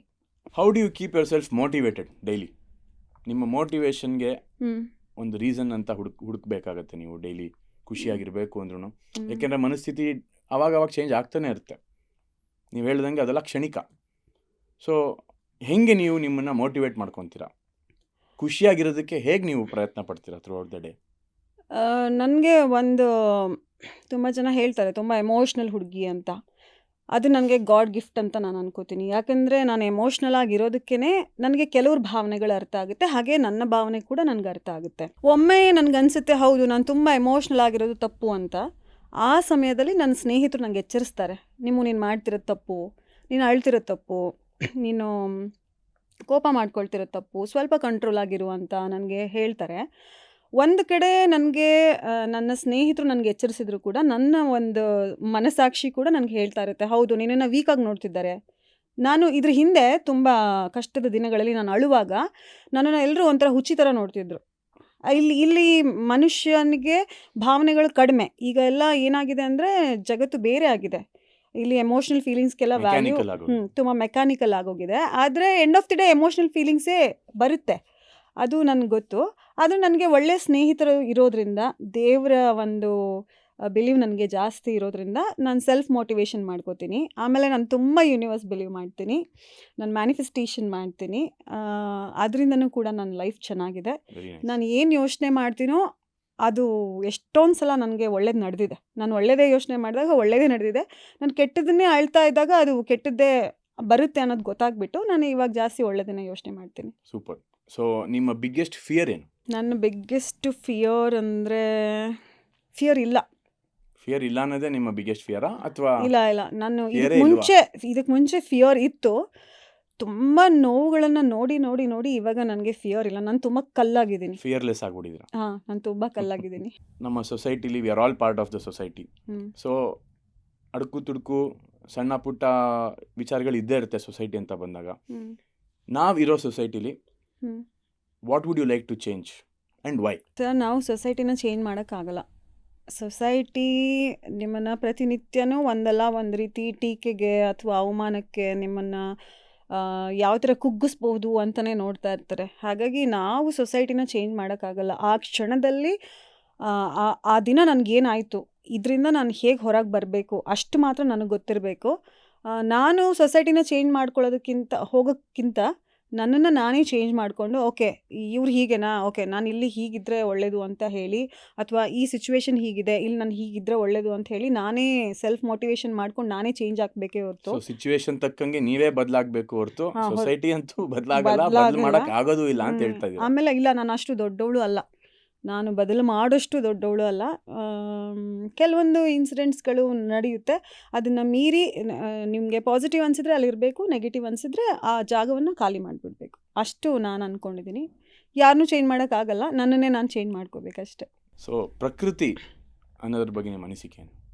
ನೇಚರ್ ಸರ್, ನೇಚರ್ ಅಂದರೆ ಗಾಡೇ ನೇಚರ್. ನಾವು ಎಲ್ಲ ದೇವರನ್ನು ಬೇರೆ ಬೇರೆ ಅಂದರೆ ಅವ್ರಿಗೆ ಹೆಸರು ಕೊಟ್ಟು ನಾವು ಹೇಳ್ತೀವಿ. ಶಿವ ಅಂತ ಹೇಳ್ಬೋದು, ಜೀಸಸ್ ಅಂತ ಹೇಳ್ಬೋದು, ಅಲ್ಲ ಅಂತ ಹೇಳ್ಬೋದು. ಪ್ರಕೃತಿನೇ ಗಾಡ್. ನಾವು ಏನು ಯೋಚನೆ ಮಾಡ್ತೀವೋ ಅದು ನನಗೆ ಯೂನಿವರ್ಸ್ ಕೊಡುತ್ತೆ, ಪ್ರಕೃತಿ ಕೊಡುತ್ತೆ. ಹಾಗಾಗಿ ನಾನು ಪ್ರಕೃತಿನ ತುಂಬ ರೆಸ್ಪೆಕ್ಟ್ ಮಾಡ್ತೀನಿ. ಪ್ರಕೃತಿ ಅಂದರೆ ಪ್ರೀತಿನ ನಾವು ಹಂಚಬೇಕು, ಪ್ರೀತಿನ ನಾವು ಪಡ್ಕೋಬೇಕು, ಪ್ರೀತಿಯಲ್ಲೇ ಕೊನೆಯವರೆಗೂ ನಾವು ಎಲ್ಲವನ್ನು ಜಯಿಸಬೇಕು. ಸೊ ಲವ್ ಇಸ್ ಲೈಫ್ ಅಂತೀರಾ, ಆ್ಯಂಡ್ ಹೌದು. Life is love. ಹೌದು. ಒಳ್ಳೆ ಥಾಟ್. ನೋಡಿ, ನಮ್ಮ ನಿರ್ಮಲಾನಂದನ್ ಅವರು ಲವ್ ಇಸ್ ಲೈಫ್ ಅಂತ ಇದ್ದಾರೆ. ಅದಕ್ಕೆ ನಾವೆಲ್ಲರೂ 100% ಒಪ್ಕೊಳ್ಳೇಬೇಕಾಗಿರೋಂಥ ಒಂದು ವಿಚಾರ ಅದು. So we will move on. Leadership, politics ಅಂತ ಬಂದಾಗ ನಿಮ್ಮ ಒಂದು ಥಾಟ್ ಏನು? ಸರ್, ಪಾಲಿಟಿಕ್ಸ್ ಬಗ್ಗೆ ನಂಗೆ ನಿಜ ಒಂದು ಪಾಯಿಂಟು ಗೊತ್ತಿಲ್ಲ. ಪಾಲಿಟಿಕ್ಸ್ ಬಗ್ಗೆ ನಂಗೆ ಏನಂದರೆ, ನೀವು ಏನು ಕ್ವೆಶನ್ ಕೇಳಿದ್ರು ಝೀರೋ. ಬಟ್ ಪಾಲಿಟಿಕ್ಸ್ ಅಂತ ಬಂದರೆ ಇಡೀ ಸಮಾಜವನ್ನು ಒಬ್ಬ ವ್ಯಕ್ತಿ ತನ್ನ ಕೈಯಲ್ಲಿ ಇಟ್ಕೊಂಡಿರ್ತಾರೆ. ಸೊ ಆ ಪವರ್ ನಿಮಗೆ ಬಂದರೆ ದೇಶದಲ್ಲಿ ಏನೇನು ಚೇಂಜ್ ಮಾಡೋಕ್ಕೆ ಇಷ್ಟಪಡ್ತೀರಾ? ನಾನು ಆ ಥರ ಏನಾದರೂ ಪವರ್ ಬಂದರೆ, ಮೊದಲನೇದಾಗಿ ನಾನು ಜನಪದ ಕಲಾವಿದರು, ನಮ್ಮ ಜನಪದ ಕಲಾವಿದರು ಇದ್ದಾರಲ್ಲ, ಅವರಿಗೆ ನಾನು ನನ್ನ ಕೈಯಿಂದ ಏನೆಲ್ಲ ಸಹಾಯ ಮಾಡಬಹುದು. ತುಂಬ ಜನಕ್ಕೆ ಗೊತ್ತಿಲ್ಲ, ಜನಪದದಿಂದಲೇ ಇವತ್ತು ಸಿನಿಮಾ. ನಾವು ಜನಪದರನ್ನ ತುಂಬ ಕಡೆಗಣಿಸ್ತಾ ಇದ್ದೀವಿ. ಜನಪದ ಉಳಿಬೇಕು, ಬೆಳಿಬೇಕು. ನಾನು ಅದ್ರ ಬಗ್ಗೆ ತುಂಬ ಸ್ಟಡಿ ಮಾಡ್ತೀನಿ. ನನಗೆ ಜನಪದರನ್ನ ನೋಡಿದಾಗ ತುಂಬ ಇಷ್ಟ ಆಗ್ತಾರೆ. ಅವ್ರು ಪಡುವಂಥ ಕಷ್ಟ ಇರ್ಬೋದು. ಇವಾಗ ನಿಮಗೆ ಸಿನಿಮಾದಲ್ಲಿ ಬರುವಂಥ ಸ್ಟಾರ್ಸ್ಗಳನ್ನು ನಾವು ಹೇಗೆ ಗೌರವಿಸ್ತೀವೋ ಹಾಗೆ ಜನಪದರನ್ನ ಗೌರವಿಸಬೇಕು ಅನ್ನೋದು ನನ್ನ ಒಂದು ಆಸೆ. ಅದು ಬಿಟ್ಟು ನಾನು ಬಡ ಮಕ್ಕಳಿಗೆ, ಆಮೇಲೆ ಹೆಣ್ಮಕ್ಳಿಗೆ, ತುಂಬ ಕಷ್ಟದಲ್ಲಿರೋರಿಗೆ ತುಂಬ ಒಳ್ಳೇದು ಮಾಡಬೇಕು ಅಂತ ಆಸೆ. ಯಾಕೆಂದರೆ ನಾನು ಆ ಕಷ್ಟವನ್ನೆಲ್ಲ ನೋಡ್ಕೊಂಡು ಬಂದಿರೋದ್ರಿಂದ ಯಾರೂ ಕಷ್ಟಪಡಬಾರ್ದು ಅನ್ನೋದು ನನ್ನ ಮುಖ್ಯ ಆಸೆ. ಜನಪದರನ್ನ ನಾನು ಜಾಸ್ತಿ ಇಷ್ಟಪಡ್ತೀನಿ. ಅವ್ರಿಗೆ ನಾನು ಸಹಾಯ ಮಾಡಬೇಕು ಅಂದ್ಕೊಂಡಿದ್ದೀನಿ. Let's come back to our film 1.5. So ನಿಮಗೆ ನಿಮ್ಮ ಫಸ್ಟ್ ಪ್ರತಿಕ್ರಿಯೆ ಸ್ಕ್ರಿಪ್ಟ್ ಬಗ್ಗೆ ಹೇಳಿದ್ರಿ. ಸೊ ಯು ಟೆಲ್ ಮಿ, ಇವಾಗ ಅದರಲ್ಲಿ ನೀವು ಒಂದು ಪಾತ್ರನೂ ಮಾಡಿದ್ದೀರಾ. ಸೊ ಆ ಪಾತ್ರದ ಬಗ್ಗೆ ಹೇಳಕ್ಕೆ ಇಷ್ಟಪಡ್ತೀರಾ? ಆ ಪಾತ್ರದ ಬಗ್ಗೆ ಹೇಳಬೇಕು ಅಂದರೆ, ತುಂಬ ಜನಕ್ಕೆ ನಮ್ಮ ಡೈರೆಕ್ಟ್ರು ಪಾತ್ರದ ಬಗ್ಗೆ ಎಲ್ಲ ಹೇಳ್ತಿದ್ರು. ಬಟ್ ಕೊನೆಯಲ್ಲಿ ಅವ್ರಿಗೇನು ಅನ್ನಿಸ್ತೋ ಏನೋ ಗೊತ್ತಿಲ್ಲ. ಬಿಕಾಸ್ ಅವರು ರಂಗಭೂಮಿಯವರೇ ಆಗಿರೋದ್ರಿಂದ ಅವ್ರಿಗೆ ಆಯ್ಕೆಗಳು ಚೆನ್ನಾಗಿ ಗೊತ್ತು. ನಾನು ಯಾವ ಪಾತ್ರಕ್ಕೆ ಯಾರನ್ನ ಸೆಲೆಕ್ಟ್ ಮಾಡಬೇಕು, ಯಾರನ್ನ ಕೇಳಬೇಕು, ಯಾರನ್ನ ಮಾಡಬೇಕು ಅಂತ ಅಂದ್ಬಿಟ್ಟು. ನಮ್ಮ ಸಿನಿಮಾದಲ್ಲೇ ಇನ್ನೊಂದು ಮುಖ್ಯ ಪಾತ್ರ ಇದೆ. ಅವರು ಕೂಡ one of the heroine, Nikhita Dorthudi ಅಂತ. ಅವ್ರಿಗೆ ಒಂದು ಪಾತ್ರವನ್ನು ಕೊಟ್ಟಿದ್ದಾರೆ. ಆ ಪಾತ್ರನ ಅವ್ರು ಯಾಕೆ ಕೊಟ್ಟಿದ್ದಾರೆ ಅಂದರೆ, ಅವರು ರಂಗಭೂಮಿಯ ಹುಡುಗಿ, ಈ ಪಾತ್ರವನ್ನು ಮಾಡ್ತಾರೆ. ಇವರು ಇದ್ರ ಬಗ್ಗೆ ಯಾವುದೇ ರೀತಿಯ ಚಕಾರ ಎತ್ತೋದಿಲ್ಲ. ಒಂದು ಹೆಣ್ಣಿನ ಮನಸ್ಸಿನ ಭಾವನೆಯನ್ನು ಯಾವ ರೀತಿ ಹೇಳಬೇಕು ಅನ್ನೋದನ್ನು ಅವ್ರು ಚೆನ್ನಾಗಿ ಅರ್ಥ ಮಾಡ್ಕೊಂಡಿದ್ದಾರೆ ಅನ್ನೋದು ಅವ್ರಿಗೆ ಗೊತ್ತಿತ್ತು. ಹಾಗಾಗಿ ಆ ಪಾತ್ರವನ್ನು ಅವ್ರಿಗೆ ಕೊಟ್ಟಿದ್ದಾರೆ. ಇನ್ನೊಂದು ಪಾತ್ರ, ನಾನು ಪುಟ್ಟ ಪಾತ್ರ, ಅದು ಪುಟ್ಟದಾದ್ರೂ ಅದು ನೆನಪಲ್ಲಿ ಉಳಿಯುವಂಥ ಪಾತ್ರ. ಆ ಪಾತ್ರವನ್ನು ಈಗ ಬೇರೆಯವ್ರು ಮಾಡಬೇಕು ಅಂದರೆ ಖಂಡಿತ ದುಡ್ಡು ಕೇಳ್ತಾರೆ. ಈಗ ರಂಗಭೂಮಿಯವರಾದರೆ ಅದನ್ನು ಕೇಳಲ್ಲ. ಪಾತ್ರದ ವ್ಯಾಲ್ಯೂ ಏನು, ಅದ್ರ ಘನತೆ ಏನು, ತೂಕ ಏನು ಅನ್ನೋದು ಅವ್ರಿಗೆ ಚೆನ್ನಾಗಿ ಅರ್ಥ ಮಾಡ್ಕೋತಾರೆ ಅಂತ ನಮ್ಮ ನಿರ್ದೇಶಕರಿಗೆ ಗೊತ್ತಿದ್ರಿಂದ ಅವರು. ಸೊ ನೀವು ಹೇಳ್ತಿರೋದು ನಿರ್ದೇಶಕರು ಕಾಸು ಉಳ್ಸೋಕ್ಕೋಸ್ಕರ ನಿಮ್ಗೆ ಆ ಪಾತ್ರ ಮಾಡಿಸಿದ್ರು ಅಂತ ಹೇಳ್ತಾ ಇದ್ದೀರಾ? ಇಲ್ಲ, ಹಾಗಲ್ಲ. ಅಂದರೆ ಬೇರೆಯವರು ಈ ಪಾತ್ರವನ್ನು ಮಾಡಬೇಕು ಅಂದಾಗ ಖಂಡಿತವಾಗ್ಲೂ ದುಡ್ಡು ಕೇಳ್ತಾರೆ. ನಮ್ಮ ಅಸೋಸಿಯೇಟು ನಿರ್ಮಲಾ ಅವರು ರಂಗಭೂಮಿಯವರೇ ಆಗಿರೋದ್ರಿಂದ ಈ ಪಾತ್ರದ ತೂಕ ಏನು ಅಂತ ಅರ್ಥ ಮಾಡ್ಕೋತಾರೆ. ಆಮೇಲೆ ಈ ಪಾತ್ರವನ್ನು ಅವರು ಹಲ್ಲಗಳಿಯಲ್ಲ, ಮಾಡ್ತಾರೆ ಅನ್ನೋ ಒಂದು ನಂಬಿಕೆ ಮೇಲೆ ನನಗೆ ಆ ಪಾತ್ರವನ್ನು ಕೊಟ್ಟರು. ಸೊ ನಿಮ್ಮ ಮುಂದೆ ನಿಮ್ಮ ಪರ್ಮಿಷನ್ ಜೊತೆ ನಾನು ಆಡಿಯನ್ಸ್ಗೆ ಒಂದು ಮಾತು ಹೇಳೋಕ್ಕೆ ಇಷ್ಟಪಡ್ತೀನಿ. ಪಾತ್ರ ಸಣ್ಣದಾಗಿದ್ರು ಆ ಪಾತ್ರದಲ್ಲಿ ಹೇಳೋ ವಿಚಾರಗಳು ಬಹಳಷ್ಟಿತ್ತು. ಅದು ನಿರ್ಮಲಾನಂದನ್ ಅವರು ಅದ್ಭುತವಾಗಿ ಮಾಡಿದ್ದಾರೆ.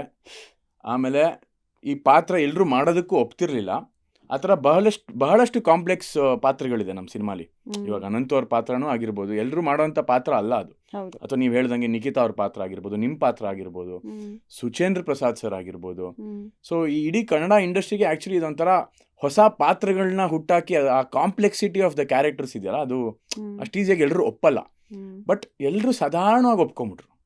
ಹೌದು. ಮತ್ತು ಇನ್ನೊಂದು ಖುಷಿ ವಿಚಾರ ಏನು ಅಂತ ಅಂದರೆ, ಇಲ್ಲಿ ನಮ್ಮ ನಿರ್ದೇಶಕರು ರೀಲ್ಸ್ ಮಾಡುವಂಥ ಯಾವ ಸ್ಟಾರ್ಸ್ನೂ ಕರ್ಕೊಂಡು ಬರಲಿಲ್ಲ. ಅಂದರೆ ಮಾಡೋರೆಲ್ಲ ತಪ್ಪು ಅಂತ ಹೇಳ್ತಿಲ್ಲ, ತುಂಬ ಟ್ಯಾಲೆಂಟೆಡ್ ಇದ್ದಾರೆ. ಅವ್ರನ್ನ ನಾನು ತುಂಬ ರೆಸ್ಪೆಕ್ಟ್ ಮಾಡ್ತೀನಿ, ತುಂಬ ಅಂದರೆ ತುಂಬ. ಸುಮ್ಮನೆ ಯಾರ್ಯಾರೋ ಫಾಲೋವರ್ಸ್ ಇದ್ದಾರೆ ಅಂತೆಲ್ಲ ಯಾರನ್ನೂ ಕರ್ಕೊಂಡು ಬಂದಿಲ್ಲ ನಮ್ಮ ನಿರ್ದೇಶಕರು. ಕೆಲವ್ರನ್ನ ಈ ಪಾತ್ರಕ್ಕೆ ರಂಗಭೂಮಿಯವರೇ ಬೇಕು ಅಂತ, ಕೆಲವ್ರನ್ನ ಅವರ ಮುಖಭಾವಗಳನ್ನು ನೋಡಿ, ಮತ್ತು ಇನ್ನೂ ಕೆಲವ್ರದ್ದು ಏನು ಅಂದರೆ ಎಲ್ಲ ಹೊಸಬ್ರು, ಅವ್ರಿಗೆ ಏನೂ ಗೊತ್ತಿಲ್ಲ, ಏನೂ ಗೊತ್ತಿಲ್ಲ, ABCD ಗೊತ್ತಿಲ್ಲ ನಟನೆ ಬಗ್ಗೆ.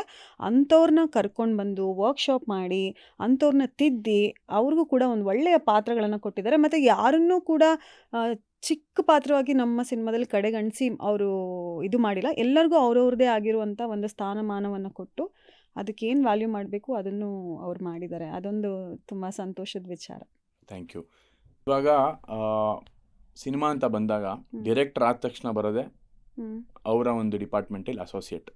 ಸೊ ಡೈರೆಕ್ಟರ್ ಆದಮೇಲೆ ನೆಕ್ಸ್ಟ್ ಜವಾಬ್ದಾರಿ ಅಂತ ಬರೋದೆ ಅಸೋಸಿಯೇಟ್ಗೆ. ಸೊ 1.5 ಅಲ್ಲಿ ನಿಮ್ಮ ಕಾಂಟ್ರಿಬ್ಯೂಷನ್ ಏನು? ಸರ್, ನನ್ನ ಕಾಂಟ್ರಿಬ್ಯೂಷನ್ ಅನ್ನೋದಕ್ಕಿಂತ ನಮ್ಮ ನಿರ್ದೇಶನದ ವಿಭಾಗದಲ್ಲಿ ಕೆಲಸ ಮಾಡಿದಂತಹ ರಾಕೆಟ್ ಇರ್ಬೋದು, ಯಶಸ್ ನಾಗ್ ಅವ್ರು ಇರ್ಬೋದು, ಆಮೇಲೆ ಜಗದೀಶ್ ಅವ್ರು ಇರ್ಬೋದು, ಆಮೇಲೆ ಜ್ಯೋತಿಷ್, ಸ್ನೇಹ, ಸಾನ್ವಿ, ಇವರೆಲ್ಲರೂ ಕೂಡ, ಮತ್ತು ಕೆಲವ್ರ ಹೆಸರು ನನಗೆ ಮರ್ತೋದ್ರೆ ಐ ಆಮ್ ಸಾರಿ.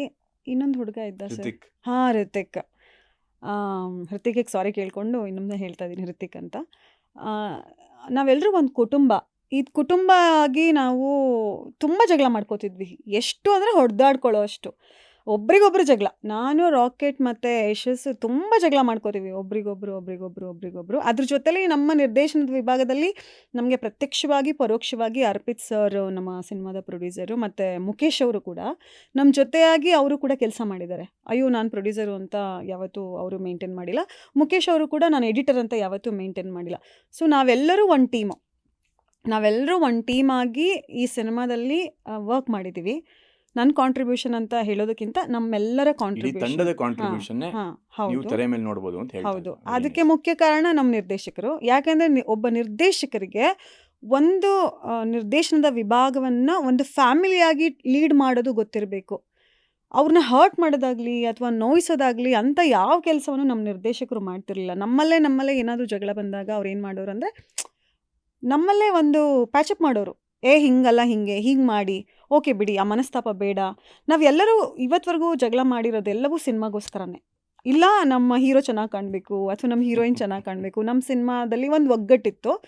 ನನಗೆ ಡೈರೆಕ್ಷನ್ ಡಿಪಾರ್ಟ್ಮೆಂಟ್ ಬಗ್ಗೆ ತುಂಬ ಪ್ರೌಡ್ ಫೀಲ್ ಇದೆ. ಯಾಕಂದರೆ ನಾವೆಲ್ಲರೂ ಒಂದು ಕುಟುಂಬದ ಥರ ಇದ್ವಿ. ಹಾಗೆ ನಮ್ಮ ನಿರ್ದೇಶಕರು ಕೂಡ ಚೆನ್ನಾಗಿ ನೋಡ್ಕೊಂಡಿದ್ದಾರೆ, ಮಗು ಥರ ನೋಡ್ಕೊಂಡಿದ್ದಾರೆ. ಸೊ ಒಂದು ಕಾಮಿಡಿ ಫಿಲ್ಮ್ ಮಾಡಕ್ಕೆ ಹೊರಟಾಗ ಸೆಟ್ಟಲ್ಲಿ ವೈಬ್ ಅನ್ನೋದು ತುಂಬ ಮ್ಯಾಟ್ರ್ ಆಗುತ್ತೆ. ಯಾಕೆಂದರೆ ಜಗಳ, ಕೂಗಾಟ ಅದೆಲ್ಲ ಮಾಮೂಲಿ. ಅಂದರೆ ಒಂದು ಸೆಟ್ ಅಂದಮೇಲೆ ಎಲ್ಲರೂ ಸೈಲೆಂಟ್ ಆಗಂತೂ ಇರಲ್ಲ. ಯಾಕೆಂದರೆ 10 ವಿಭಾಗಗಳು ಒಟ್ಟಿಗೆ ಕೆಲಸ ಮಾಡ್ತಿರುತ್ತವೆ. ಒಂದು ಲೊಕೇಶನಲ್ಲಿ 100 ಜನ ಸೇರಿರ್ತಾರೆ. ಸೊ ಅದೆಲ್ಲ ಸರ್ವೇ ಸಾಮಾನ್ಯ. ಬಟ್ ಕೆಲಸ ಮಾಡೋ ವೈಬ್ ಹೆಂಗಿತ್ತು ಅಷ್ಟ್ರ ಮಧ್ಯ? ತುಂಬ ಖುಷಿ ನಮಗೆ ಡೈರೆಕ್ಟ್ರು ಫಸ್ಟು ಸೆಟ್ಟಿಗೆ ಬಂದಿದ ತಕ್ಷಣವೇ ಏನು ಕೋಪ ಗೀಪ ಎಲ್ಲ ಮಾಡ್ತಿರ್ಲಿಲ್ಲ. ನಮ್ಮ ಸಿನಿಮಾ ಈಗ ಎಷ್ಟೊಂದು ಸಿನಿಮಾ 6 ಗಂಟೆಗೆ ಶೂಟಿಂಗ್ ಸ್ಟಾರ್ಟ್ ಮಾಡ್ತಿದ್ರು. ನಾನು ಕೆಲಸ ಮಾಡಿದ್ದೀನಿ ಇದ್ರ ಹಿಂದೆ ಎಲ್ಲ 6 ಗಂಟೆಗೆ. ನಮ್ಮದು ಹಂಗಲ್ಲ, ಆರಾಮಾಗಿ ಆಟ ಆಡ್ಕೊಂಡು 9 ಗಂಟೆಗೆ ಆಫ್ಟರ್ ಟಿಫನ್ ಬ್ರೇಕ್ ಮೇಲೇ ನಾವು ಕೆಲಸ ಸ್ಟಾರ್ಟ್ ಮಾಡ್ತಿದ್ವಿ. ನಮ್ಮ ಡೈರೆಕ್ಟ್ರ್ ಜೊತೆಲಿ ದೇವಣ್ಣ ಕೂಡ, ಅವರು ನಮ್ಮ ಕ್ಯಾಮ್ರಾಮ್ಯಾನ್ ಸರು. ಅವ್ರನ್ನಂತೂ ತುಂಬ ನೆನೆಸ್ಕೋಬೇಕು. ದೇವಣ್ಣ ಸರ್ ಅಂತೂ ಸಖತ್ ಫನ್ನಿ. ಅವ್ರು ತುಂಬ ಕಾಮಿಡಿಯಾಗೆ ನಮ್ಮನ್ನು ಇದು ಮಾಡೋರು. ಮತ್ತು ಏನಾದರೂ ಮಿಸ್ಟೇಕ್ಸ್ ಇದ್ದರೂ ಕೂಡ, ನಾವು ಡೈರೆಕ್ಷನ್ ಡಿಪಾರ್ಟ್ಮೆಂಟ್ ಅವರು ಒಂದು ಮಿಸ್ಟೇಕ್ ಮಾಡಿರ್ತೀವಿ ಅಥವಾ ಏನೋ ಒಂದು ಮರೆತುಬಿಟ್ಟಿರ್ತೀವಿ, ಒಂದು ಪ್ರಾಪರ್ಟಿನೋ ಅಥವಾ ಕಂಟಿನ್ಯೂಟಿನೋ ಏನೋ ಒಂದು ಮಾಡಿರ್ತೀವಿ ನಮ್ಮ ಕಡೆಯಿಂದನೇ ಮಿಸ್ಟೇಕು. ಅದನ್ನೇ ನಮ್ಮ ಡೈರೆಕ್ಟ್ರಿಗೂ ಕೂಡ ಅವ್ರು ಹೇಳ್ತಿರ್ಲಿಲ್ಲ. ಅವರೇ ಮ್ಯಾನೇಜ್ ಮಾಡಿಬಿಡೋರು, ನಮ್ಗೆ ಹೇಳ್ಬಿಡೋರು ಸೈಡಲ್ಲಿ ನಿಧಾನವಾಗಿ. ತುಂಬ ಖುಷಿಯಾಗಿ.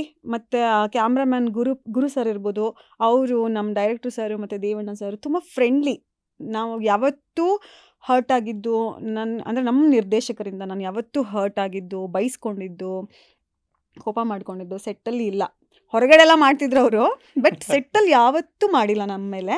ನನ್ನ ಮೇಲೆ ಅಂತಲ್ಲ, ಯಾರ ಮೇಲೂ ಮಾಡಿಲ್ಲ. ಆ ಕ್ಷಣದಲ್ಲಿ ಹಂಗೆ ಮಾಡ್ತಿದ್ರು ಕೂಡ ನೆಕ್ಸ್ಟ್ ನಮ್ಮನ್ನು ಕರೆದು ಪ್ರೀತಿಯಿಂದ ಮಾತಾಡಿಸಿ ಕಾಫಿ ಕೊಡೋದಿರ್ಬೋದು, ತಿಂಡಿ ಮಾಡು ಅಂತ ಹೇಳೋದಿರ್ಬೋದು. ನನಗೆ ಮಾಡಿಲ್ಲ, ಬಟ್ ನಮ್ಮ ರಾಕೆಟಿಗೆ ಮಾಡ್ತಿದ್ದಾಗ ತುಂಬ ಪ್ರೀತಿಯಿಂದ ಮಗು ಥರ ನೋಡ್ಕೊಂಡಿದ್ದನ್ನು ನಾನು ಇಷ್ಟಪಟ್ಟಿದ್ದೀನಿ. ಮತ್ತು ನಮ್ಮ ಗೀತಕ್ಕ ಅಂತ ಒಬ್ಬರು ಬರ್ತಿದ್ರು, ಹೇರ್ ಸ್ಟೈಲಿಸ್ಟ್. ಅವರಂತೂ ಫುಲ್ ಗೀತಕ್ಕ ಮತ್ತು ಬಾಬಣ್ಣ ಅಂತ ನಮ್ಮ ಡೈರೆಕ್ಟ್ರು 3 ಜನ ಸೇರಿಬಿಟ್ರೆ ಆ ಸೆಟ್ಟು ಫುಲ್ ಖುಷಿನೇ. ತುಂಬ ಎಂಜಾಯ್ ಮಾಡಿದ್ದೀನಿ. ನಾನು ಈ ಸಿನಿಮಾಗೆ ಬಂದಮೇಲೆ ನಾನು ಎಷ್ಟು ನಗಾಡಿದ್ದೀನಿ ಅಂದರೆ, ನಾನು ಸ್ವಲ್ಪ ಇಂಟ್ರೋವರ್ಟು, ಮಾತಾಡ್ತಿರ್ಲಿಲ್ಲ. ಫುಲ್ ಮಾತು ಕಲ್ತ್ಬಿಟ್ಟಿದ್ದೀನಿ. ವಟ ಅಂತ ನಾನೇ ಬಜಾರಿ ಥರ ಮಾತಾಡೋದು ಕಲ್ತ್ಬಿಟ್ಟಿದ್ದೀನಿ. ಸೊ ಹಂಗಿದ್ರೆ ಈ ಸಿನಿಮಾ ಡಬಲ್ ಮೀನಿಂಗ್ ಅಂತ ಅಂದರೆ, ಸೊ ಸಿಕ್ಕಾಪಟ್ಟೆ ಡಬಲ್ ಮೀನಿಂಗ್ ವಿಚಾರಗಳು ಕಲ್ತಿದ್ದೀರಾ ಅಂತ ಆಯ್ತು.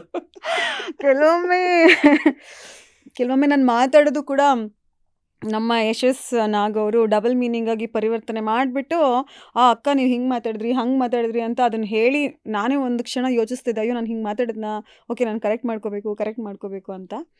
ಬಟ್ ತುಂಬ ಎಂಜಾಯ್ ಮಾಡಿದ್ವಿ. ಸೊ ಸಾಕಷ್ಟು ಕಡೆ ಜನ ಮಾತಾಡ್ತಿರ್ತಾರೆ, ಇಂಡಸ್ಟ್ರಿಲಿ ಮಾತಾಡ್ತಿರ್ತಾರೆ, ಮೀಡಿಯಾ ಮಾತಾಡ್ತಿರ್ತಾರೆ. ಒಬ್ಬಳು ಹೆಣ್ಣು ಇಂಡಸ್ಟ್ರಿಲಿ ಒಬ್ಬಳೇ ಬದುಕೋದು ಕಷ್ಟ, ಯಾರು ಫ್ಯಾಮಿಲಿ ಥರ ನೋಡಲ್ಲ, ಅಥವಾ ಏನೋ ಹತ್ತಾರು ವಿಚಾರಗಳು ಬರ್ತಿರುತ್ತೆ.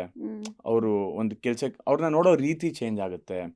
ಸೊ ಸಾಕಷ್ಟು ವಿಚಾರಗಳು ಎಮೋಷ್ನಲಿ ನಮಗೆ ಟ್ರಿಗರ್ ಮಾಡೋವಂಥ ವಿಚಾರಗಳು ಮಾತಾಡ್ತಿರ್ತಾರೆ ಸೊಸೈಟಿಲಿ.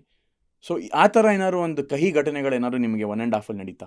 1.5 ಆ ಥರ ಯಾವುದು ಕಹಿ ಘಟನೆಗಳು ನಡೆದಿಲ್ಲ ನನಗೆ. ನಾರ್ಮಲ್ ಆಗಿ ಹೆಣ್ಮಕ್ಳು ಈ ಪ್ರಾಬ್ಲಮ್ನ ಫೇಸ್ ಮಾಡ್ತಾನೆ ಇರ್ತಾರೆ. ನೀವು ಯಾರದೇ ಜೊತೆಲಿ ತುಂಬ ಪ್ರಾಮಾಣಿಕವಾಗಿ ಕೆಲಸ ಮಾಡಿ, ನಿಮಗೆ ಹಾಗೇ ಹೇಳೋದು. ನಾನು ಫಸ್ಟ್ ಅದನ್ನು ತುಂಬ ನೋವಲ್ಲೇ ತಗೋತಾ ಇದ್ದೆ. ಆಮೇಲೆ ನೀವು ಯಾರ ಜೊತೆ ಕೆಲಸ ಮಾಡಿದ್ರು ಹಾಗೇ ಹೇಳ್ತಾರೆ ಅನ್ನೋದು ಗೊತ್ತಾಗ್ಬಿಡ್ತು. ನನ್ನೊಬ್ಬಳಿಗೆ ಅಲ್ಲ, ತುಂಬ ಜನರು ಅದನ್ನು ಫೇಸ್ ಮಾಡ್ತಾ ಇರ್ತಾರೆ. ಆಪೋಸಿಟ್ ಮಾತಾಡುವಂಥ ವ್ಯಕ್ತಿಗಳನ್ನು ನಾವು ಹೇಗೆ ಅಂತ ಯೋಚನೆ ಮಾಡಿಕೊಂಡು, ಓಕೆ ನೀವು ಮಾತಾಡ್ತಾನೆ ಇರಿ, ನಾವು ಕೆಲಸ ಮಾಡ್ತಾನೇ ಇರೋಣ ಅಂತ ನಾವು ಕೆಲಸ ಮಾಡ್ತಾನೇ ಇರಬೇಕು. 1.5 ಅಂತಲ್ಲ, ನಾನು ಇವತ್ತುವರೆಗೂ ಕೆಲಸ ಮಾಡಿರೋ ಯಾವುದೇ ಸಿನಿಮಾಗಳಲ್ಲಿ ನನಗೆ ನೋವುಗಳಾಗಿಲ್ಲ. ಎಲ್ಲರೂ ತುಂಬ ಚೆನ್ನಾಗಿ ನೋಡ್ಕೊಂಡಿದ್ದಾರೆ. 1.5 ಸ್ವಲ್ಪ ಸ್ಪೆಷಲ್ ಯಾಕೆ ಆಗುತ್ತೆ ಅಂತ ಅಂದರೆ, ತುಂಬ ಎಂಜಾಯ್ ಮಾಡಿದ್ದೀನಿ. ಬರೀ ನಗ್ತಾನೆ ಇರೋದು. ಆಮೇಲೆ ಭಯನೇ ಇರ್ತಿರ್ಲಿಲ್ಲ ನನಗೆ. ಅಯ್ಯೋ ಈಗ ಇದಾದ್ಮೇಲೆ ಏನು ಅನ್ನೋ ಒಂದು ಭಯ ಏನೂ ಇರ್ತಿರ್ಲಿಲ್ಲ. ನೆಕ್ಸ್ಟ್ ಯಾಕೆಂದರೆ ನಮ್ಮ ಡೈರೆಕ್ಟ್ರ್ ಎಲ್ಲ ಕೆಲಸ ಮಾಡಿಬಿಟ್ಟಿರೋರು. ಸುಮ್ಮನೆ ನಾವು ಅಸೋಸಿಯೇಟ್ ಅಂತ ಇರ್ತಿದ್ವಿ ಅಷ್ಟೇ. ಆಲ್ಮೋಸ್ಟ್ ಅವರೇ ಎಲ್ಲ ಕೆಲಸ ಮಾಡ್ತಿದ್ರು. ಅವರೇ ಅಸೋಸಿಯೇಟ್ ಆಗಿದ್ರು. ಒಂದು ತಂಡದಾಗೆ ನಾವು ಕೆಲಸ ಮಾಡಿದ್ವಿ. ಇಲ್ಲ, ಅವರೇ ಅಸೋಸಿಯೇಟು, ಅವರೇ ಕೋ ಡೈರೆಕ್ಟ್ರು, ಅವರೇ ಪ್ರೊಡಕ್ಷನ್ ಮ್ಯಾನೇಜರು, ಅವರೇ ಎಲ್ಲ ಆಗಿ ಮಾಡ್ತಿದ್ರು. ನಮಗೆ ಹೇಳೋರು ಈ ಕೆಲಸ ಮಾಡಿ.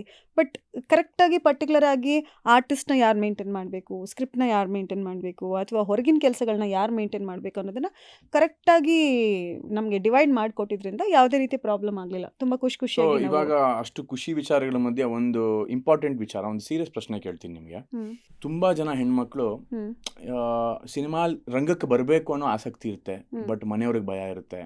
ಅವ್ರಿಗೆ ಪರ್ಸನಲಿ ವಿತಿನ್ ಭಯ ಇರುತ್ತೆ. ಅಯ್ಯೋ ಏನಾರು ಆಗೋದ್ರೆ ಎಲ್ಲಿ ಹೋಗೋದು, ಏನ್ ಮಾಡೋದು, ಯಾರನ್ನ ಕೇಳೋದು ಅಂತ ಒಂದಷ್ಟು ಹೆಣ್ಮಕ್ಳಿಗೆ ಏನ್ ಹುರಿದುಂಬಿಸ್ತೀರಾ? ಪಾಸಿಟಿವ್ ಆಗಿ ಅವ್ರಿಗೆ ಏನ್ ಹೇಳಕ್ ಇಷ್ಟಪಡ್ತೀರಾ? ನಾನು ಫಸ್ಟ್ ಬಂದಾಗ ತುಂಬ ಹೆದರಿದ್ದೆ. ನಾನು ತುಂಬ ಒಂದಷ್ಟು ಇನ್ಸಿಡೆಂಟ್ಸ್ ಎಲ್ಲ ಫೇಸ್ ಮಾಡಿದ್ದೀನಿ. ನಾನೇನು ಹೇಳ್ತೀನಿ ಅಂದರೆ, ಗರ್ಲ್ಸ್ ಸ್ವಲ್ಪ ಸ್ಟ್ರಾಂಗ್ ಆಗಬೇಕು.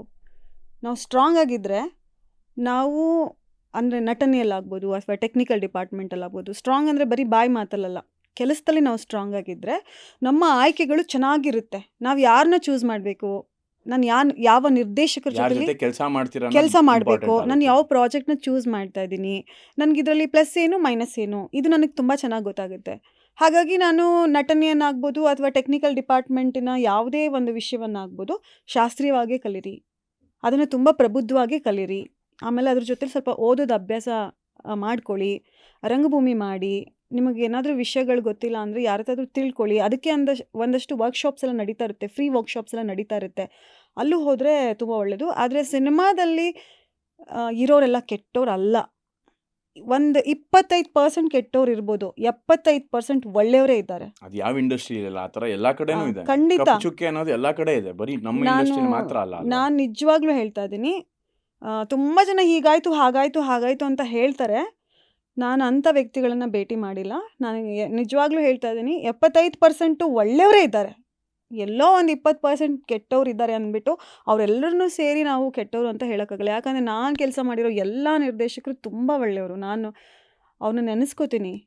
ಹೆಣ್ಮಕ್ಳು ಧೈರ್ಯವಾಗಿ ಬರ್ಬೋದು, ಆದರೆ ನೀವು ಆಯ್ಕೆ ಮಾಡಿಕೊಳ್ಳುವಂಥ ಕ್ಷೇತ್ರ, ನೀವು ಹೋಗುವಂಥ ರಂಗಶಾಲೆಗಳು, ನೀವು ಹೋಗುವಂಥ ಇನ್ಸ್ಟಿಟ್ಯೂಟ್ಗಳು ತುಂಬ ಮುಖ್ಯ ಆಗುತ್ತೆ.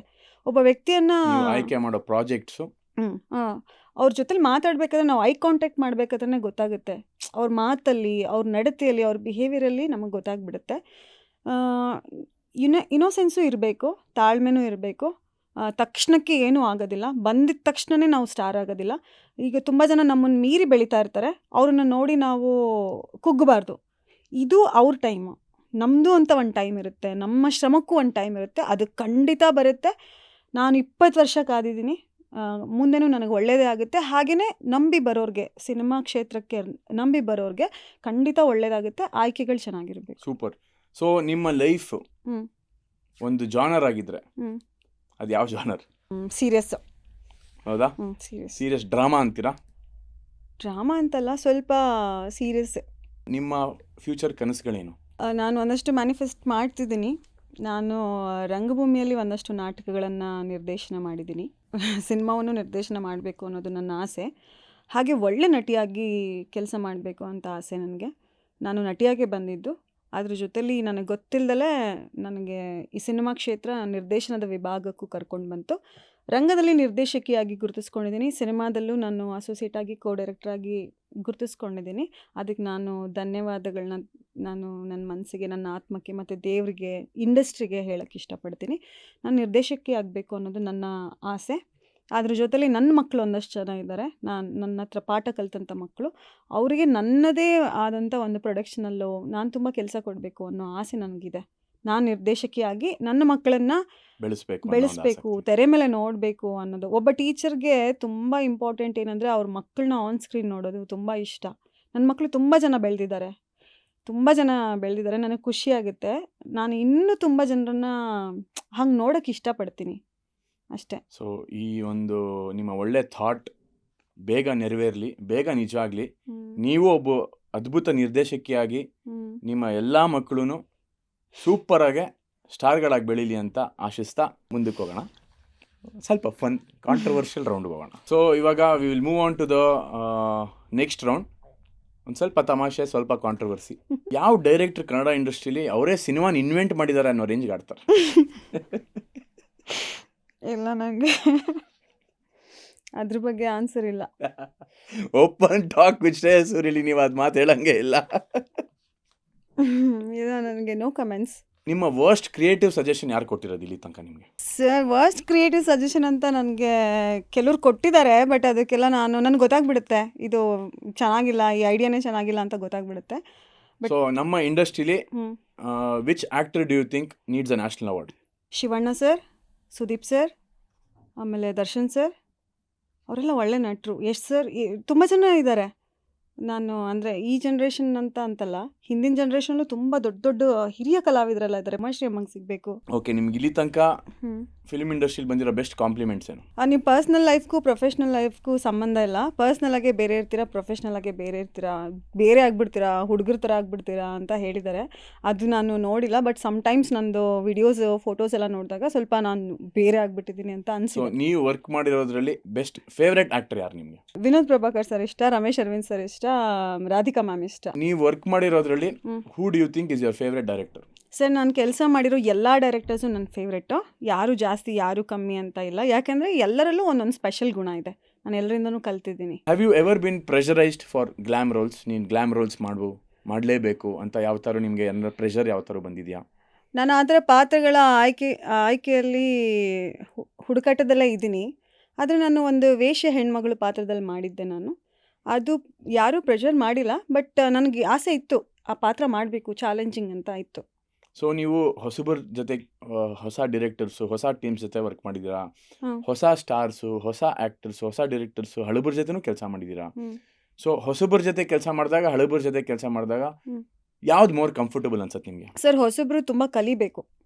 ಹಳೆಬರು ಎಕ್ಸ್ಪೀರಿಯನ್ಸ್ ಮೇಲೆ ಕಲ್ತ್ಕೊಂಡು ಬಂದು ಅವರು ನಾನು ಇನ್ನೂ ಕಲಿಬೇಕು ಅನ್ನೋ ಹಂತದಲ್ಲೇ ಇರ್ತಾರೆ. ಆದರೆ ಹೊಸಬರು ಏನು ಗೊತ್ತಾ, ನಾನು ಆಲ್ರೆಡಿ ಕಲ್ತಿದ್ದೀನಿ ಅಂತ ಹೇಳಿ ಆ ಒಂದು ಅಹಮ್ಮಲ್ಲಿ ತಪ್ಪುಗಳನ್ನು ಮಾಡ್ತಾರೆ. ಎಲ್ಲರೂ ಅಲ್ಲ, ಕೆಲವರು ಅದನ್ನು ಮಾಡ್ತಾರೆ. ತುಂಬ ಕಲಿಬೇಕಾಗುತ್ತೆ ಹೊಸಬರು, ಕಲಿತಾನೆ ಬರಬೇಕು. ಹಳಬರಲ್ಲಿ ಆ ಥರ ಯಾರೂ ಮಿಸ್ಟೇಕ್ಸ್ ಮಾಡೋದು ನಾನು ನೋಡಿಲ್ಲ. ಸೊ ನಿಮ್ಗನ್ಸೋ ಪ್ರಕಾರ ಸ್ಯಾಂಡಲ್ವುಡ್ಗೆ ತಲುಪಬೇಕಾಗಿರೋ ರೆಸ್ಪೆಕ್ಟು ಸಿಗ್ತಿದೆಯಾ? ಖಂಡಿತ ಇಲ್ಲ. ನಮ್ಮ ಸ್ಯಾಂಡಲ್ವುಡ್ ಕನ್ನಡ ಸಿನಿಮಾವನ್ನು ತುಂಬ ಗೌರವಿಸಬೇಕು. ಯಾಕಂದರೆ ತುಂಬ ಜನ ಸಿನಿಮಾನೇ ನೋಡೋದಿಲ್ಲ.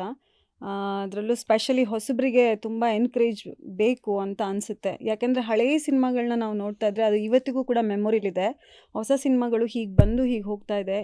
ಯಾಕೆಂದರೆ ಇವಾಗ ಆಧುನಿಕ ಯುಗದಲ್ಲಿ ಏನೇ OTT, ನೆಟ್ಫ್ಲಿಕ್ಸು, ಅಮೆಝಾನ್ ಅಂತ ಬಂದರೂ ಕೂಡ ಥಿಯೇಟ್ರಲ್ಲಿ ಹೋಗಿ ನೋಡೋದಿತ್ತಲ್ವಾ, ಆ ಜನರೇಷನ್ ಇತ್ತಲ್ವಾ, ಅದು ಮತ್ತೆ ಹಾಗೆ ಕ್ರಿಯೇಟ್ ಆದ್ರೇ ನಮ್ಮ ಸ್ಟಾರ್ಸ್ಗೆ ವ್ಯಾಲ್ಯೂ. ಈಗ ಎಲ್ರಿಗೂ ಈಸಿ ಆಗಿದೆ, ಮೊಬೈಲ್ ಬಂದು ಎಲ್ಲರೂ ಕೂತಿದ್ದ ಜಾಗದಲ್ಲಿ ನೋಡ್ತಿದ್ದಾರೆ. ಹಾಗಾಗಿ ಸ್ಟಾರ್ಸ್ಗೆಲ್ಲ ವ್ಯಾಲ್ಯೂನೇ ಕಡಿಮೆ ಆಗಿದೆ. ಓಕೆ, ಒಂದು ಆನೆಸ್ಟ್ ಪ್ರಶ್ನೆ. ದರ್ಶನ್ ಸರ, ಸುದೀಪ್ ಸರ, ಯಶ್ ಅವರ, ಶಿವಣ್ಣನ, who is your favourite on screen presence? ನಿಮ್ಗೆ ಯಾರು favourite? Shivanna, Sudeep sir. One actor whose under rated ಅನಿಸುತ್ತೆ. ಯಾಕೆ ಅಂದರೆ ಅವ್ರಿಗೆ ಬಹಳ ಕೆಪಾಸಿಟಿ ಇದೆ, ಬಟ್ ಅವ್ರಿಗೆ ಆ ಮಟ್ಟಕ್ಕೆ ಒಂದು ಸಪೋರ್ಟ್ ಸಿಕ್ಕಿಲ್ದೇ ಇರ್ಬೋದು, ಅಥವಾ ಆ ಮಟ್ಟಕ್ಕೆ ಒಂದು ಫೇಮ್ ಹೋಗಿಲ್ದೇ ಇರ್ಬೋದು ಅನ್ನೋಂಥ ಒಂದು ಆ್ಯಕ್ಟರ್, ಆ್ಯಕ್ಟ್ರೆಸ್ ಯಾರಾದರೂ ಆಗಿರ್ಬೋದು. ಲೂಸ್ ಮಾದವರು ತುಂಬ ಒಳ್ಳೆಯ ನಟ. ಅವ್ರಿಗೆ ತುಂಬ ಜನರ ಸಪೋರ್ಟ್ ಬೇಕಿತ್ತು. ನಾನು ಅವ್ರನ್ನ ದುನಿಯಾ ಸಿನಿಮಾದಲ್ಲಿ ನೋಡಿದ್ದೀನಿ. ಅವ್ರು ತುಂಬ ಅದ್ಭುತವಾದಂಥ ನಟ. ಅವ್ರಿಗೆ ಒಂದು ಒಳ್ಳೆ ಅವಕಾಶಗಳು, ಫೇಮು ಬೇಕು. ಇದು ನನ್ನ ಪರ್ಸ್ನಲ್ ಅನಿಸಿಕೆ. ಸೊ ಇವತ್ತಿನ ಒಂದು 2020 ಯುಗದಲ್ಲಿ ಅಥವಾ ರೀಲ್ಸ್, ಯೂಟ್ಯೂಬ್ ಶಾರ್ಟ್ಸ್ ಯುಗದಲ್ಲಿ ಎಲ್ಲೋ ಒಂದು ಕಡೆ ರಂಗಭೂಮಿ ಅದರ ಒಂದು ಎಸೆನ್ಸ್ ಕಳ್ಕೊತಾ ಇದೆ. ಜನ ಥಿಯೇಟ್ರಿಗೆ ಬರ್ತಾ ಇಲ್ಲ. OTT ಟೇಕ್ ಓವರ್ ಮಾಡಿದೆ. So where do you see yourself in the next 3 ವರ್ಷದಲ್ಲಿ? Where do you see yourself? ಅದೇ ಸರ್, ನಾನು ಹೇಳ್ದಂಗೆ OTT, ಅಮೆಝಾನ್, ನೆಟ್ಫ್ಲಿಕ್ಸು ಅದು ಇದು ಬಂದಾಗಿಂದ ನಮ್ಮ cinema first day first show ಅಂತ ನಮ್ಮದು ಒಂದು ಏನು ಕಾನ್ಸೆಪ್ಟ್ ಇತ್ತು ಅದು ಹೊಟ್ಟೋಯ್ತು. ಈಗ ಎಲ್ರಿಗೂ ಸಿನಿಮಾ ನೋಡೋದು ತುಂಬ ಈಸಿ ಆಗಿದೆ. ಈಗ 1 ನಿಮಿಷದ ರೀಲ್ಸ್ನು ಕೂಡ ಹೀಗೆ ನೋಡ್ತಾ ಇದ್ದಾರೆ. ಇದಕ್ಕೋಸ್ಕರ ಪಾಪ ಮಾದೇವ ಸಿನಿಮಾ ರಿಲೀಸ್ ಟೈಮಲ್ಲಿ ವಿನೋದ್ ಪ್ರಭಾಕರ್ ಸರ್ ತುಂಬ ಹೋರಾಟ ಮಾಡಿದ್ರು. ಅವರು ಮಾನಸಿಕವಾಗಿ ತುಂಬ ಕುಗ್ಗೋಗಿದ್ರು. ಒಬ್ಬ ಸ್ಟಾರ್ ನಟನೇ ಅಷ್ಟು ನೊಂದ್ಕೋಬೇಕಾದ್ರೆ ನಾರ್ಮಲ್ ನಾನೊಬ್ಬ ತಾಂತ್ರಿಕ ವರ್ಗದವಳಾಗಿ ಏನು ಹೇಳ್ತಿದ್ದೀನಿ ಅಂದರೆ, ಎಲ್ಲರೂ ಸಿನಿಮಾನ ಥಿಯೇಟ್ರಲ್ಲಿ ಹೋಗಿ ನೋಡಬೇಕು ಅಂತಲೇ ಹೇಳ್ತಿದ್ದೀನಿ. ಯಾಕಂದರೆ ನಾವು ಏನು ಹೇಳ್ತಾರೆ, ಒಬ್ಬ ಸ್ಟಾರ್ನ ಆಗಿನ ಕಾಲದಲ್ಲಿ ಅಣ್ಣವರು, ಆಮೇಲೆ ನಮ್ಮ ಶಂಕರಣ್ಣ ಅವ್ರನ್ನೆಲ್ಲ ನಾವು ನೋಡ್ತಾ ಇದ್ದಿದ್ದೇ ಬೇರೆ. ಈಗಿನವ್ರನ್ನೂ ಕೂಡ ನಾವು ಕೆಲವ್ರನ್ನ ಆದರ್ಶವಾಗಿ ತುಂಬ ಜನ ಬದುಕುವಂಥ ನಟರಿದ್ದಾರೆ ನಮ್ಮ ಸಮಾಜದಲ್ಲಿ. ಅಂಥವ್ರನ್ನ ನಾವು ಗೌರವಿಸಬೇಕು. ನಾವು ಗೌರವಿಸಿದರೆ, ನಾವು ಅವ್ರಿಗೆ ಸಪೋರ್ಟ್ ಮಾಡಿದ್ರೇ ನಮ್ಮ ಕನ್ನಡ ಇಂಡಸ್ಟ್ರಿ ಉಳಿಯುತ್ತೆ ಅನ್ನೋದು ನನ್ನ ಅನಿಸಿಕೆ. ಸೊ ಇವಾಗ ಲಾಸ್ಟ್ ರೌಂಡು, ಒಂದೊಂದು ವರ್ಡಲ್ಲಿ ಉತ್ತರ ಕೊಡಬೇಕು. ಹ್ಮ್. ಥಿಯೇಟ್ರಾ, ಸಿನಿಮಾನ? ರಂಗಭೂಮಿ.